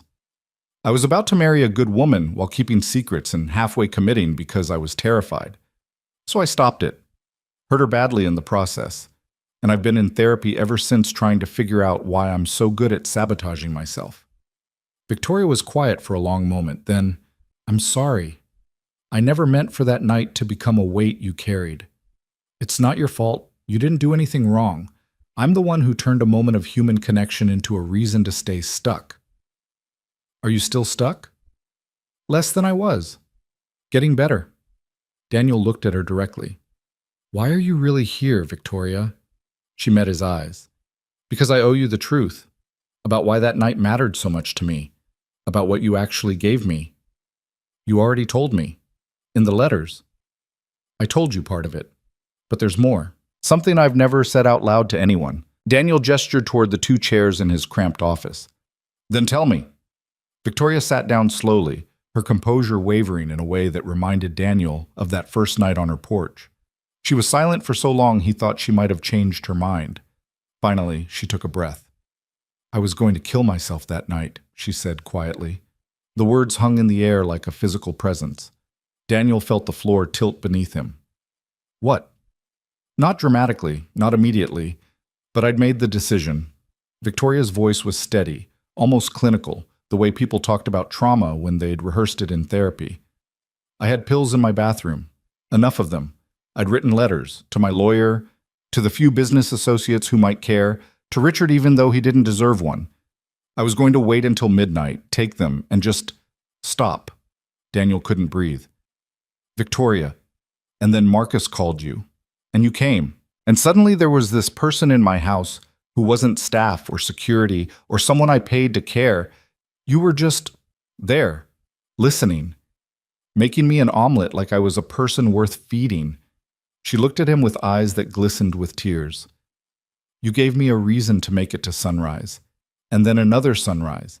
And eventually I didn't need the pills anymore because I'd remembered there was a point to breathing. Daniel sat down hard in the other chair, his mind reeling. You never said in any of the letters, you never, how could I? How do you tell someone you saved my life when they don't even know it was in danger? How do you explain that a stranger's kindness was literally the difference between existing and not? Victoria wiped at her eyes. I threw the pills away the morning you left, burned the letters, called a therapist for the first time in my life. Started the divorce proceedings because I realized if I was choosing to live, I needed to live honestly. Why are you telling me this now? Because you need to understand what that night actually was. It wasn't a complication or a mistake or something to be ashamed of. It was a lifeline for both of us, whether we knew it or not. She leaned forward. You've been carrying guilt about me, about Amy, about being too broken to deserve happiness. But Daniel, you're not broken. You're human. And your humanity saved my life. Daniel felt tears on his own cheeks now. I didn't know. I had no idea it was that serious. That's what made it real.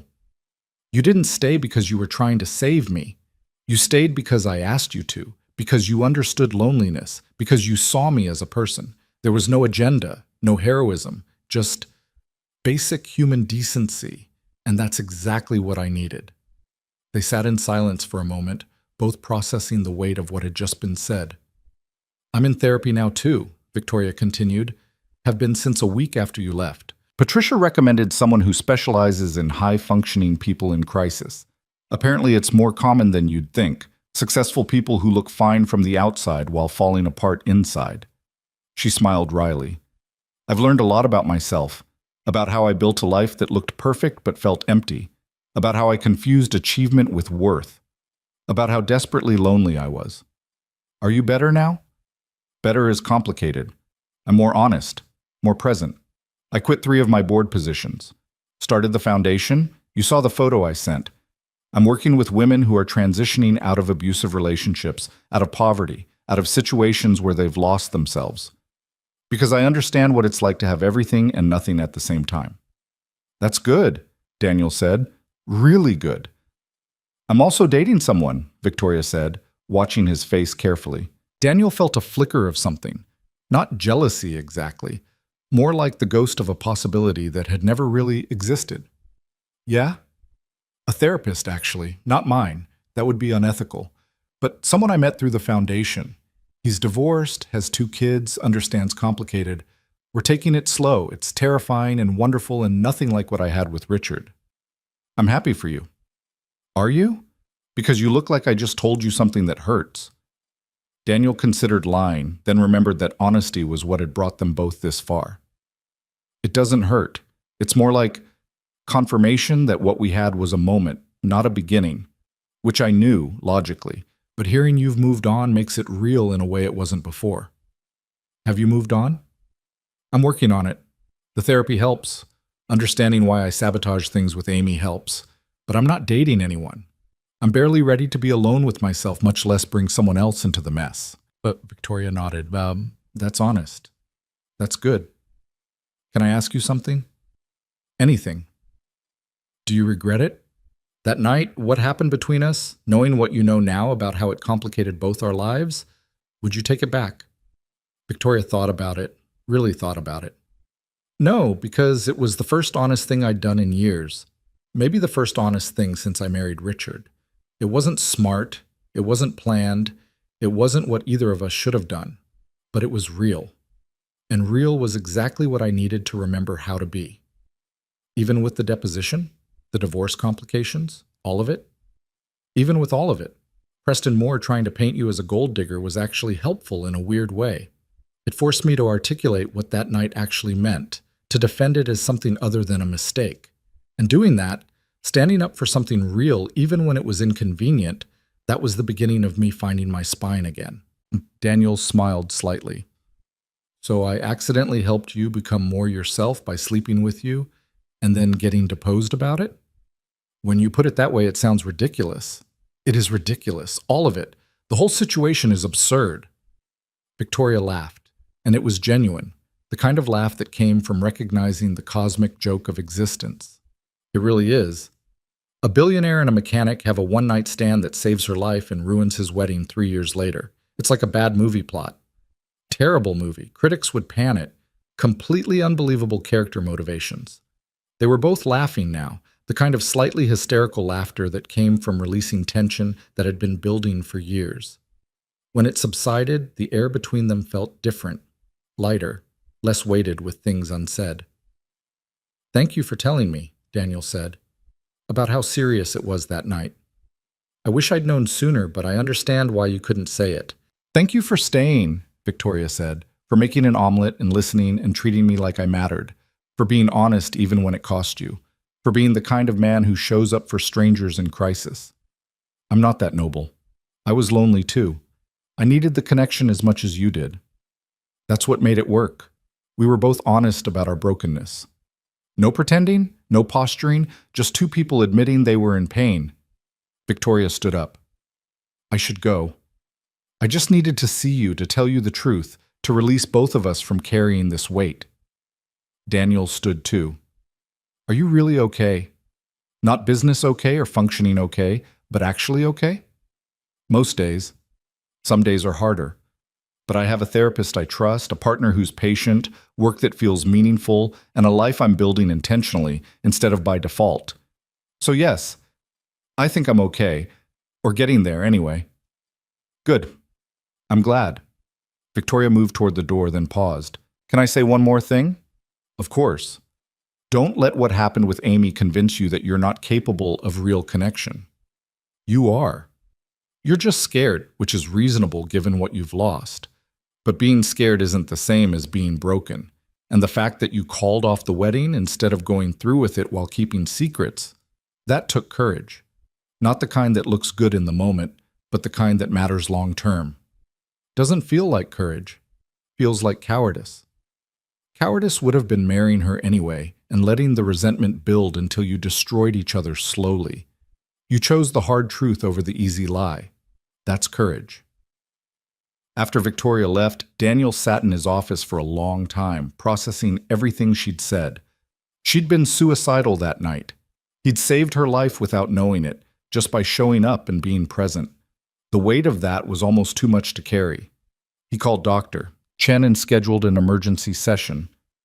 She told me she was going to kill herself, Daniel said as soon as he sat down in her office. The night we met, she had pills, letters written, a plan, and I had no idea. Dr. Chen listened as Daniel poured out the whole conversation with Victoria. When he finished, she asked, "How does knowing this change things for you?" "I don't know. It makes it feel more serious somehow, like it wasn't just two lonely people connecting, but something bigger, more consequential." "Does it change what actually happened?" Daniel thought about it. "No, I didn't know she was in danger, so I can't retroactively claim I was being heroic. I was just trying to be decent." "Exactly. You didn't save her because you knew she needed saving. You saved her because you're the kind of person who shows up for people in pain. That's who you are, Daniel. Not broken, not too damaged to deserve happiness, just human with the capacity for empathy and connection." "Then why do I keep sabotaging good things?" "Because loss terrifies you more than loneliness. You've learned that caring about people means eventually losing them. Sarah died. Victoria had to stay in her world, you in yours. And you were afraid Amy would leave too somehow, so you left first. That's messed up. That's trauma. That's what happens when you lose someone you love and never properly grieve them. You develop strategies to avoid that pain again, even when those strategies hurt you in different ways." Daniel leaned back in his chair. "So what do I do?" "You keep doing the work. You sit with the discomfort of knowing that caring about people means risking loss. You practice being vulnerable in small ways until it doesn't terrify you quite so much.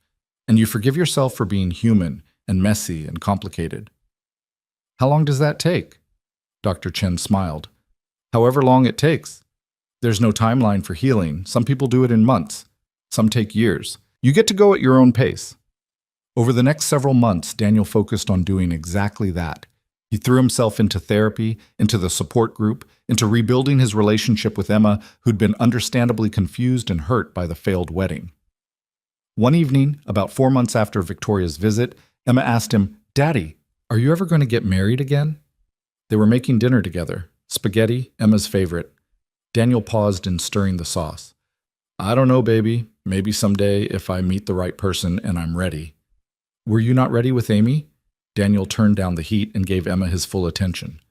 "No, I wasn't, and I should have figured that out before I asked her to marry me. I made a mistake." "Do you still love Mommy?" The question caught him off guard. "Yes, I'll always love Mommy, but loving her doesn't mean I can't love someone else too. It's not either or. Janet from your group says you can love people who aren't here anymore and people who are here at the same time." "You talked to Janet about this?" Emma shrugged. "She was picking up her daughter from Aunt Kelly's when I was there. She's nice. She told me about her husband who died and how she was really sad, but then she met someone new, and now she's happy again, but she still loves her husband." Daniel pulled Emma into a hug. "That's right. People who die don't stop being important to us. We carry them with us, but we can also make room for new people."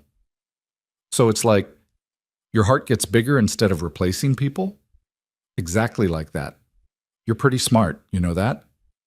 "I know," Emma said with the casual confidence of a 7-year-old. "Can we eat now? I'm starving." The conversation stayed with Daniel. Emma had articulated something he'd been struggling to understand, that love wasn't finite, that making room for new connection didn't erase what came before. Maybe that's what he had been getting wrong all along. A week later, Rachel called. "Hey, stranger, how are you?" "Better," Daniel said honestly. "Therapy's helping. Emma's doing okay. Work is good. I'm managing." "Good. Listen, I'm calling because I ran into Amy yesterday." Daniel's stomach tightened. "How is she?" "She's engaged. Some teacher at her school. They've been dating about 3 months. Apparently moving fast." "Good for her," Daniel said, and was surprised to find he meant it. "She deserves someone who's ready." "She asked about you, wanted to know if you were okay." "What did you tell her?" "That you're working on yourself, that you're in therapy, that you're trying to be better." Rachel paused. "She said to tell you she forgives you, that she understands why you did what you did, even though it hurt like hell, and that she hopes you find whatever you're looking for." Daniel felt his throat tighten. Can you get me her number? I'd like to thank her myself. I'll text it to you. That evening, Daniel sent Amy a message. Rachel told me about your engagement. I'm genuinely happy for you, and thank you for the forgiveness. I didn't deserve it, but I'm grateful for it. You were right that I wasn't ready. I hope you found someone who is. Daniel. She responded an hour later. Thank you. And for what it's worth, I hope you heal whatever's broken inside you. You're a good man, Daniel. You just forgot how to believe it. Take care of yourself and that sweet daughter of yours. It felt like closure. Not the dramatic kind with big confrontations or tearful apologies, but the quiet kind where two people acknowledged what had happened, accepted it, and moved forward. 6 months after Victoria's visit to the shop, Daniel got another package from Patricia Greenwood's office. Inside was an invitation to the grand opening of the Harper Hale Foundation Center, a residential facility for women in crisis transitions. There was a handwritten note from Victoria. You're under no obligation to come, but it felt wrong not to invite you. This exists because you showed me that people can rebuild from rubble.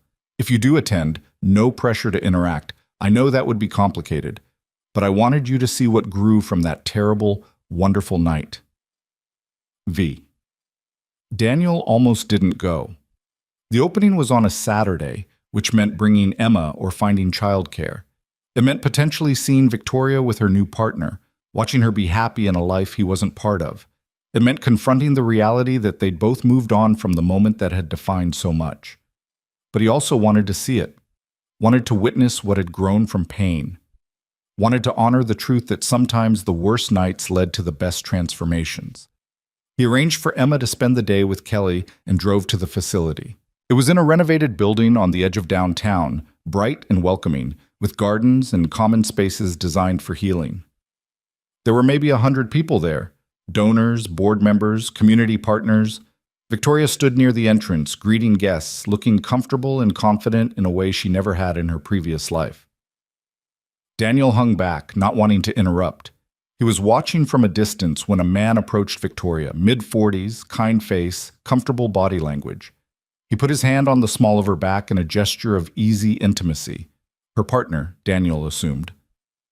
Victoria looked up at him and smiled, and it was genuine and warm and completely different from any expression Daniel had seen on her face during their brief time together. She was happy, actually genuinely happy, not just surviving or managing or getting through, but thriving. Something in Daniel's chest loosened. The last remnant of guilt, maybe? Or the final trace of wondering if their night together had damaged her somehow. She was fine. Better than fine. She'd taken the wreckage and built something beautiful. He was about to leave when Victoria saw him. Her expression shifted. Surprise, then pleasure, then something more complicated. She said something to her partner, who nodded and crossed the crowd toward Daniel. You came, she said. I wanted to see it. What you built. What we built, she corrected gently. Your investment helped make this possible. Your story inspired it. This is as much yours as mine. No. This is yours. I was just a catalyst. Victoria studied his face. You look different. Better. Therapy, time, working on myself, the usual. Daniel gestured around. This is incredible, Victoria. Really. Thank you. We have space for 20 women at a time. Full support services, job training, counseling. Everything I wish I'd had access to when I was falling apart. You're going to change a lot of lives. I hope so. That's the plan, anyway. She hesitated. There's someone I'd like you to meet, if you're comfortable with it.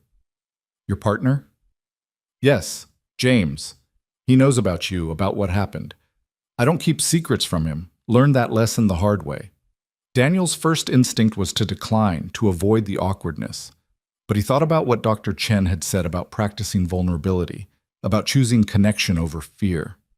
Okay, he said. Victoria led him over to where James stood. Up close, he was even more approachable looking, with laugh lines around his eyes and the calm demeanor of someone who'd done his own therapeutic work. James, this is Daniel Harper. Daniel, James Chen. They shook hands. James's grip was firm without being aggressive. I've heard a lot about you, James said. Thank you for being there when Victoria needed someone. I think she's overstated my role in things, Daniel said. I don't think she has, James said quietly. She's told me about that night, about how close she came to making a permanent decision based on temporary pain. What you did mattered. Daniel looked at Victoria. You told him everything? Everything, she confirmed. He's a therapist. Boundaries and honesty are his thing, and I wasn't going to build another relationship on secrets. How do you feel about it? Daniel asked James. Knowing that your partner has this history with a stranger? James considered the question. Initially, complicated. But the more Victoria and I talked about it, the more I understood it wasn't about romance or an affair or anything conventional.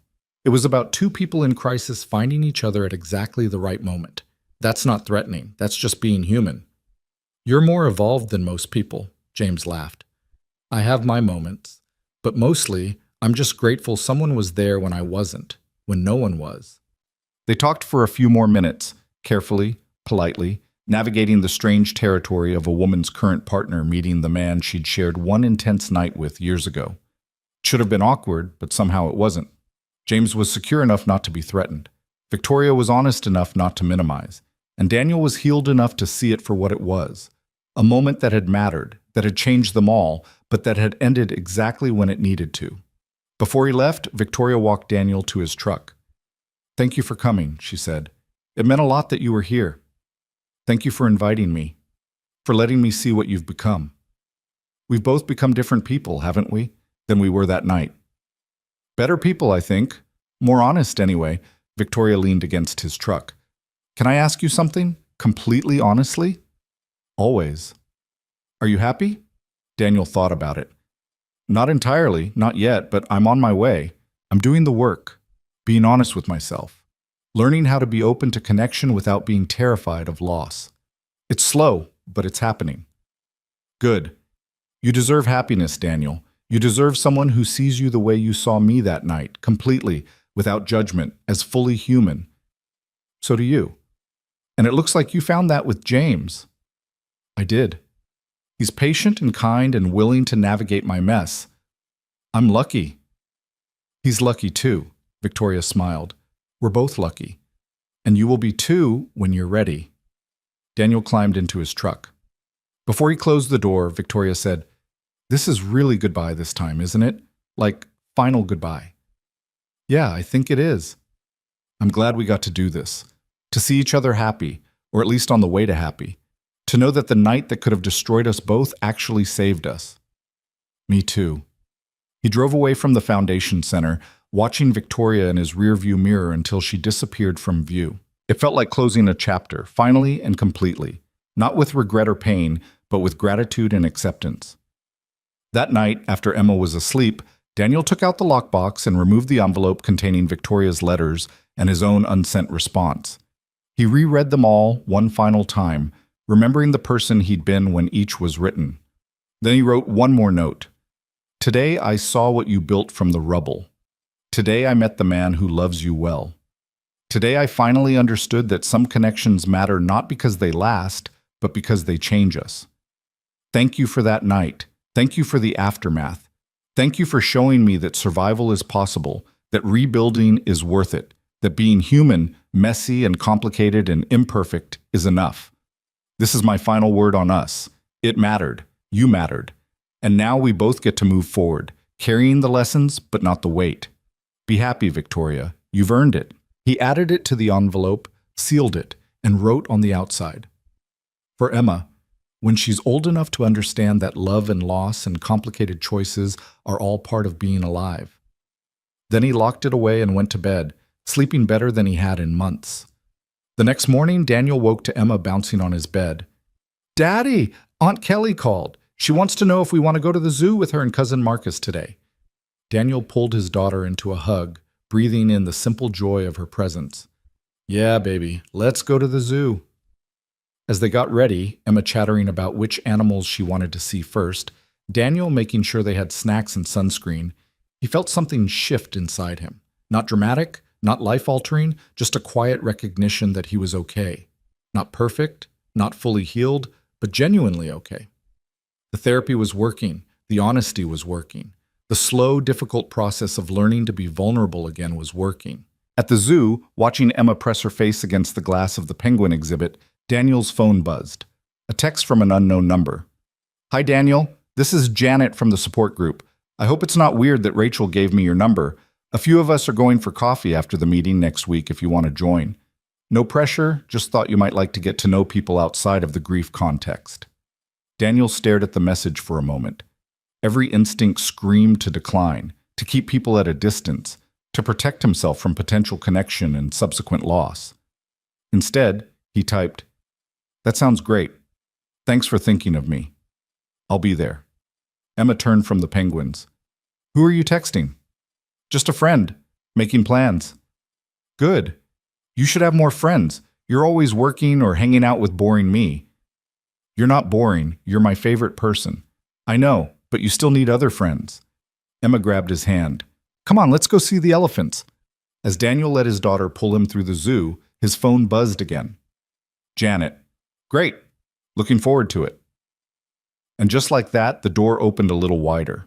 Not to romance, not to replacement, just to the possibility of connection, to letting people in, to risking the pain of loss in exchange for the joy of presence. Maybe that's what healing looked like. Not a destination you arrived at, but a series of small choices to stay open, to stay honest, to stay human, even when fear whispered that isolation was safer. Daniel thought about Victoria, about Amy, about Sarah. 3 women who'd shaped him in different ways. One he'd lost to death, one he'd lost to his own fear, and one who'd saved his life by letting him save hers, then gracefully stepped back into her own world. All of them had taught him something essential, that love wasn't about holding on or letting go, but about honoring what was real while making space for what could be. He squeezed Emma's hand as she pointed excitedly at a baby elephant splashing in a pool. "Daddy, look! It's so happy!" "Yeah, baby," Daniel said, smiling. "It really is." And for the first time in a long time, so was he. The coffee meetup with Janet's group happened on a Wednesday evening at a small cafe near the support group meeting space. Daniel almost backed out twice, once that morning, once in the parking lot.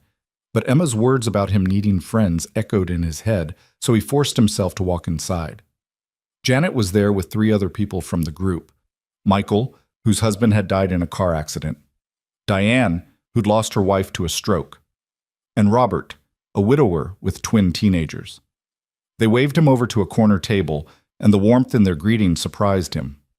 "Daniel, you made it," Janet said, standing to hug him. "I wasn't sure you'd show." "Almost didn't," he admitted, sitting down. "This isn't really my thing." "What, coffee?" Robert asked with a grin. "Or people?" "Both, actually." They laughed, and it felt good, easy, like maybe connection didn't have to be heavy and complicated all the time. Over the next hour, they talked about everything and nothing. Not grief, not loss, not the weight they all carried, just normal conversation about books and movies, and the frustrations of parenting and work. Daniel found himself relaxing, laughing, contributing stories about Emma and the shop. "You should bring Emma next time we do something," Diane suggested. "We're planning a group outing to Six Flags next month. All the kids are going." "She'd love that," Daniel said. Then before he could overthink it, "Count us in." Janet caught his eye across the table and smiled. Not flirtatiously, not with any hidden agenda, just genuine pleasure that he was opening up. And Daniel realized that's what this was. People who understood loss creating space for life to grow back in. No pressure, no expectations, just presence. When the gathering ended and everyone headed to their cars, Janet walked with Daniel. "Thanks for coming," she said. I know it took courage." "It's just coffee." "No, it's not. It's choosing connection over isolation. That's huge, especially for people like us who've learned that caring about people can lead to unbearable pain." Daniel leaned against his truck.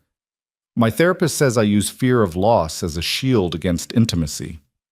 Sounds like a good therapist. "She is. Tough, but good." He looked at Janet. "Can I ask you something?" "Sure." "How did you know you were ready? To date James, to risk caring about someone again?" Janet thought about it. "I didn't know. I just got tired of being alone, being safer than being scared. Does that make sense? Yeah, it does. And honestly, James and I almost didn't make it past the first few dates because I kept sabotaging things. He'd get too close, and I'd pull away, convince myself it was too soon or he was wrong for me or whatever excuse my fear came up with. Finally, he called me on it. What did he say? He said, I can't compete with a ghost, but I also won't apologize for being alive and wanting to build something with you. So you need to decide if you're brave enough to try or if you'd rather stay safe and alone. Janet smiled. It pissed me off at the time, but he was right. I had to choose, and I chose brave. Daniel thought about that as he drove home. Choosing brave. It sounded simple but felt impossibly hard. Over the next few months, Daniel practiced choosing brave in small ways. He went to the Six Flags trip and watched Emma bond with Janet's daughter, Sophie. He accepted invitations to group dinners. He even went on a few dates. Nothing serious, mostly just coffee or lunch with women Rachel or Janet knew. And while none of them led anywhere, he learned he could sit across from someone new without panicking. Emma noticed the change in him. You seem happier, Daddy, she said one evening while they were doing her homework together. Yeah? What makes you say that? You smile more, and you don't look so sad when you think I'm not watching. Daniel pulled her into his lap. I'm working on being happy, baby. It takes practice. Like when I practice piano? Exactly like that. Some days I hit the right notes, some days I don't, but I keep practicing. Are you going to get married again? The question didn't catch him off guard this time. Maybe someday, if I meet the right person and we both want to. I hope you do. I think you'd be good at being married. What makes you think that? Emma shrugged. You're good at taking care of people. Marcus says you're the best boss he ever had. And you take really good care of me, so you'd probably take good care of a wife, too. The simple logic of a child. Daniel kissed the top of her head. Thanks, baby. That means a lot. That weekend, Daniel received an unexpected phone call from Patricia Greenwood. Mr. Harper, I hope I'm not disturbing you. Not at all. Is everything okay with Victoria? Oh yes, she's fine. Actually, I'm calling on her behalf, but with her permission. She wanted me to reach out about something. Daniel's stomach tightened. Okay. The foundation is doing extraordinarily well. We've served over 100 women in the first year, and we're looking to expand. Victoria would like to open a second location. This one focused specifically on single parents transitioning out of crisis, widowed parents, divorced parents, anyone trying to rebuild while raising children alone.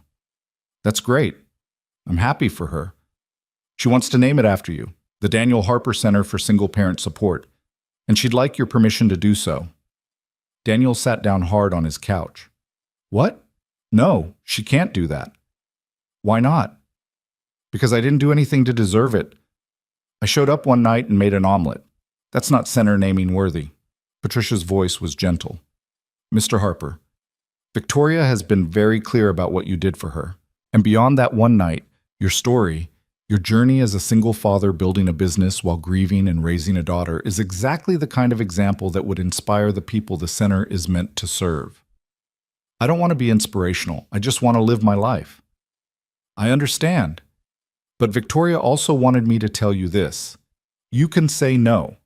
If having your name on a building makes you uncomfortable, she'll choose something else.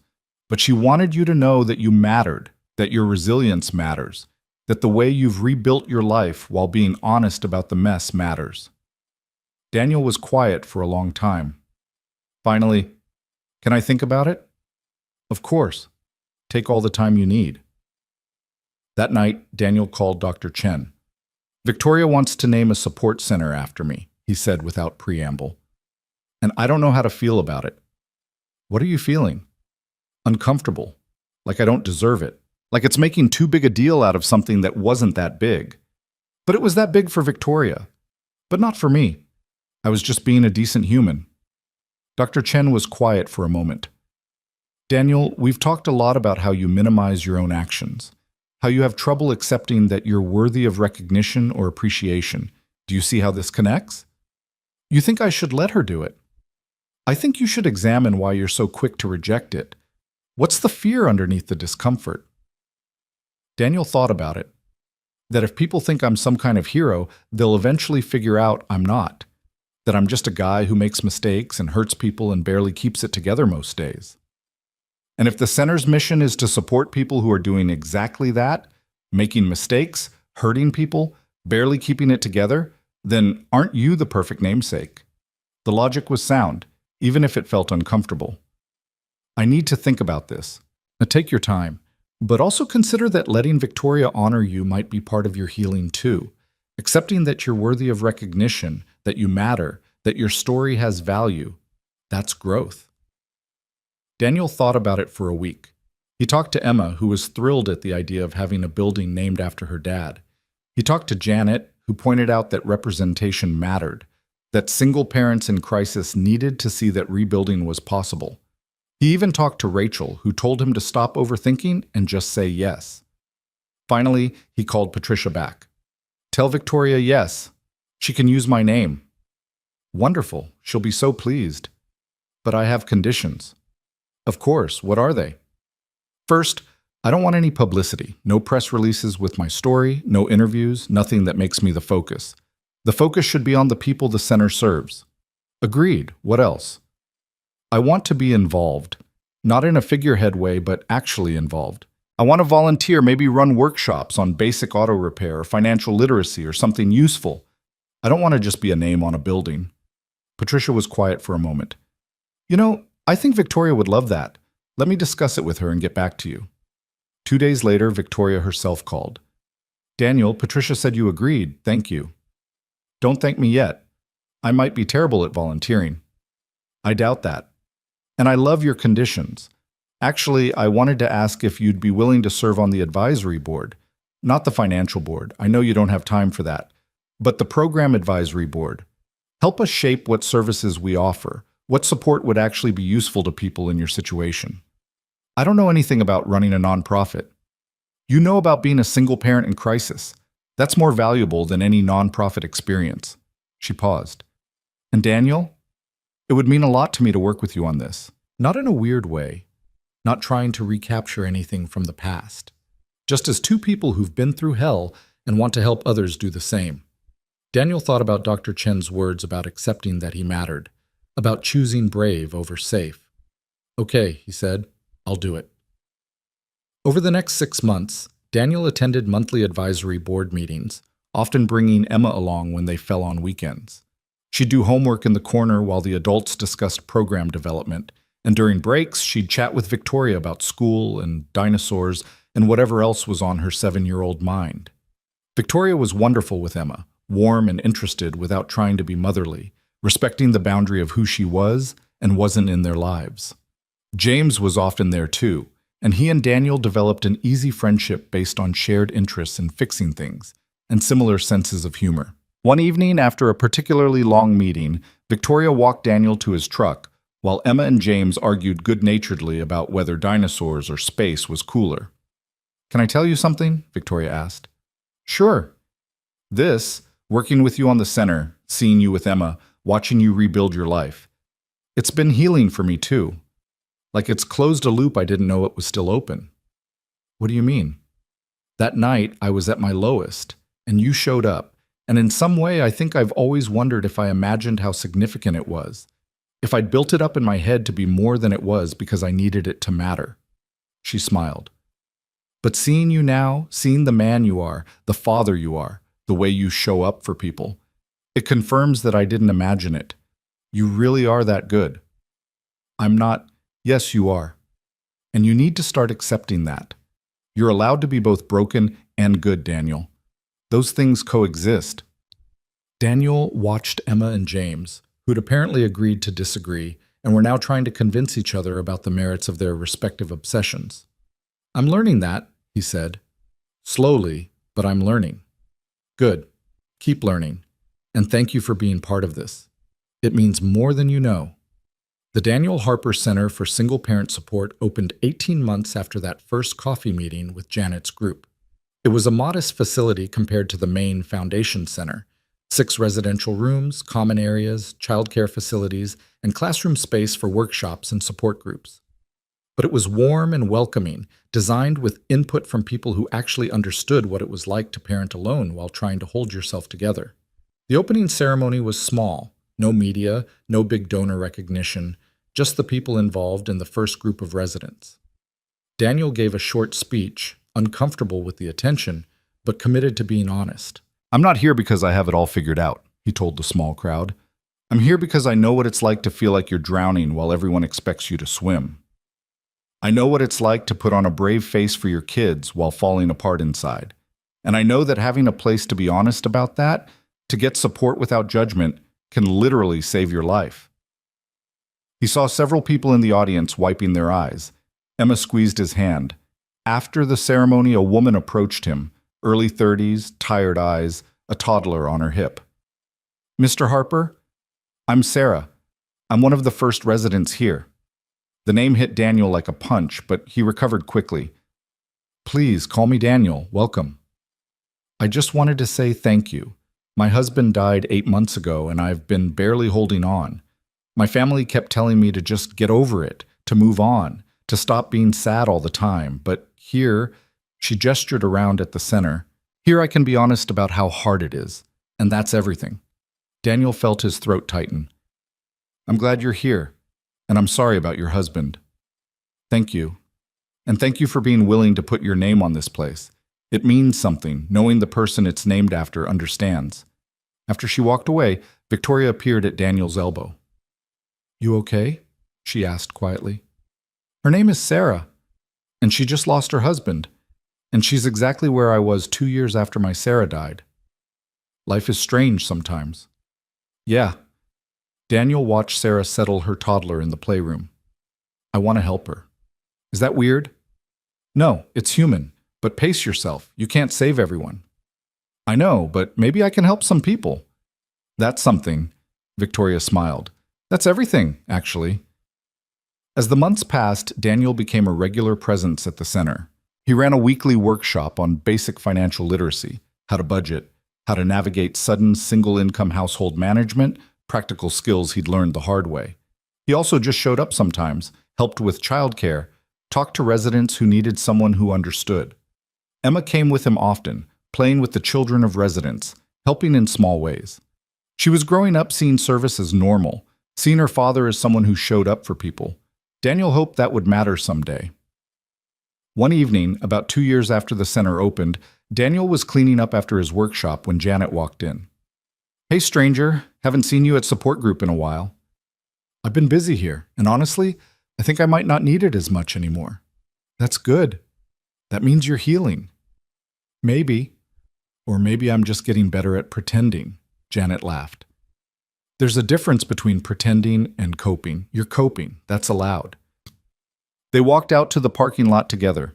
Emma was at Kelly's for the night, so Daniel had the rare gift of an empty evening.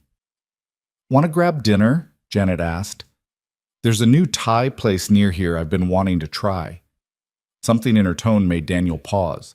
This wasn't group dinner. This was just the two of them. "Is this a date?" he asked. Janet looked surprised, then amused. "Would it be okay if it was?"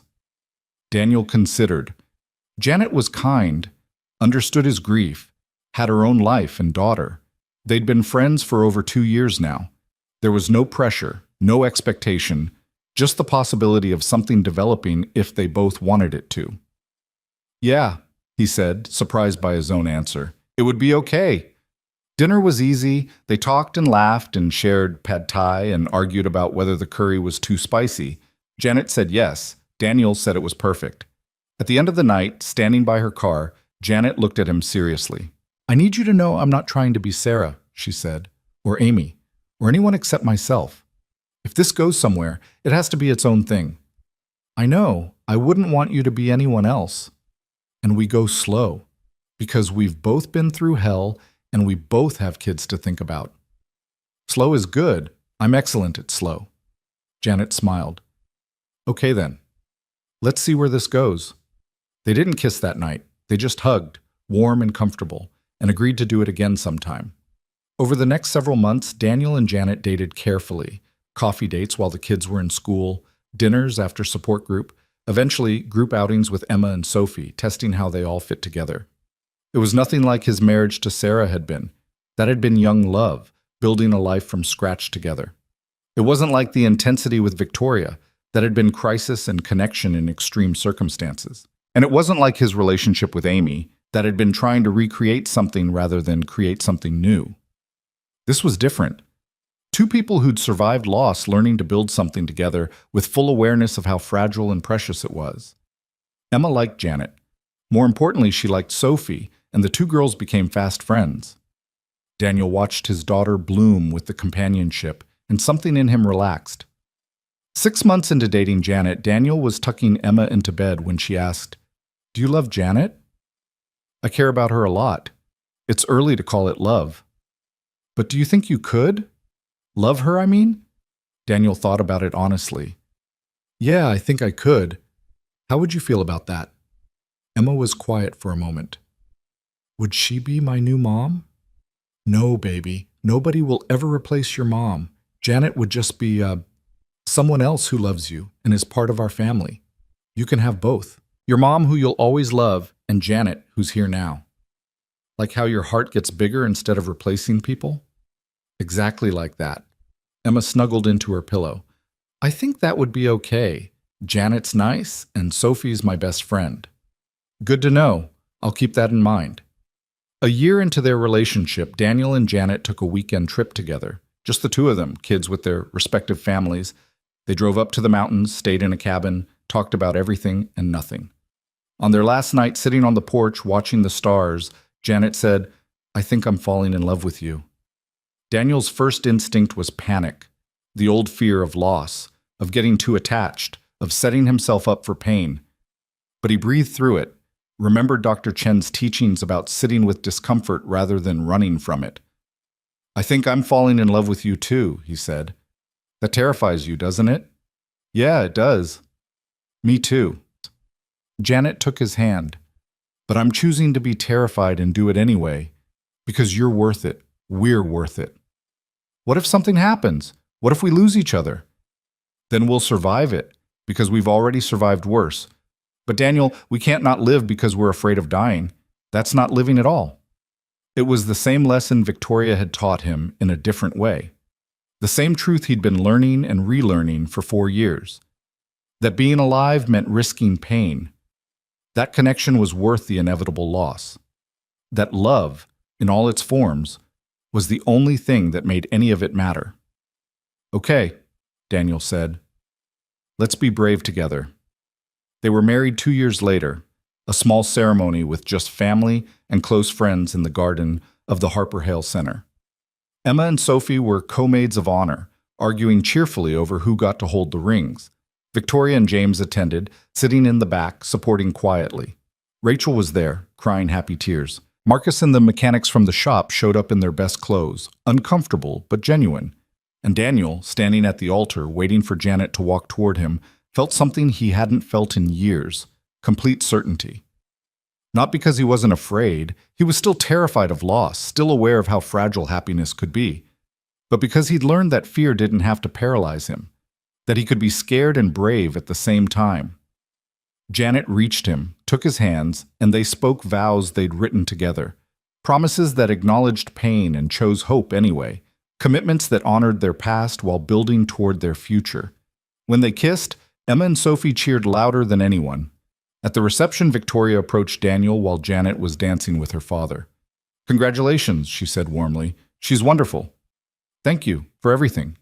For the center, for being here, for showing me that rebuilding was possible." "You showed me first," Victoria reminded him, "but I'm glad we could show each other." "How are things with you and James?" Victoria held up her left hand, showing a simple engagement ring. "He proposed last month. We're thinking a small wedding next spring." "I'm happy for you. Really happy." "I'm happy for you too. Look at us. Two people who met on the worst night, both building lives worth living." "Was it worth it?" Daniel asked. "Everything we went through to get here?" Victoria looked around the reception, at the people celebrating, at the center bearing Daniel's name in the background, at the lives being built on foundations of honesty and resilience. "Every moment," she said, "even the hard ones, especially the hard ones." They hugged. Briefly, appropriately. Two people who shared history but existed firmly in their own separate presence. Then Victoria returned to James and Daniel to Janet, and they danced under string lights with their daughters giggling at their feet. Later that night, after the reception ended and Emma and Sophie were asleep in the hotel room next door, Daniel and Janet sat on their balcony overlooking the city. "What are you thinking?" Janet asked. "About how far I've come. From that night 4 years ago when I couldn't even imagine feeling happy again. To now." "Regrets?" "Some. I wish I'd handled things with Amy better. I wish Sarah hadn't died. I wish Victoria hadn't suffered. But I can't change any of that. I can only learn from it." "What did you learn?" Daniel thought about all of it. The grief, the connection, the mistakes, the growth. That being human is messy, that doing the right thing doesn't always look noble, that connection is worth the risk of loss, that you can hold multiple truths at once, missing someone and loving someone new, being broken and being whole, regretting choices and being grateful for where they led. That's a lot of truth. Yeah. Took me a while to get there. Janet leaned her head on his shoulder. "I'm glad you did. I'm glad you fought through all that mess to get here. To us." "Me too." They sat in comfortable silence, watching the city lights, and Daniel thought about the lockbox at home containing Victoria's letters and his own unsent words. Someday he'd give it to Emma, when she was old enough to understand that life was complicated, that her father was human, that the path to happiness was rarely straight. But for now, it was enough to be here, married to a good woman who understood grief and chose hope anyway, father to a daughter who was learning that love could expand rather than replace, friend to people who'd survived their own hells and come out willing to be vulnerable again. The next morning, Daniel woke early and slipped out of the hotel room while Janet slept. He drove to Sarah's grave for the first time in over a year.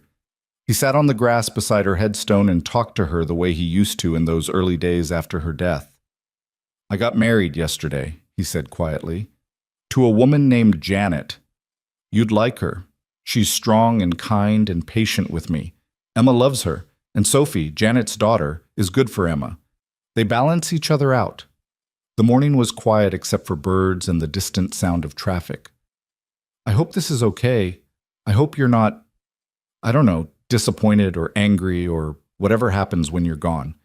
I tried to do right by you, by Emma, by myself.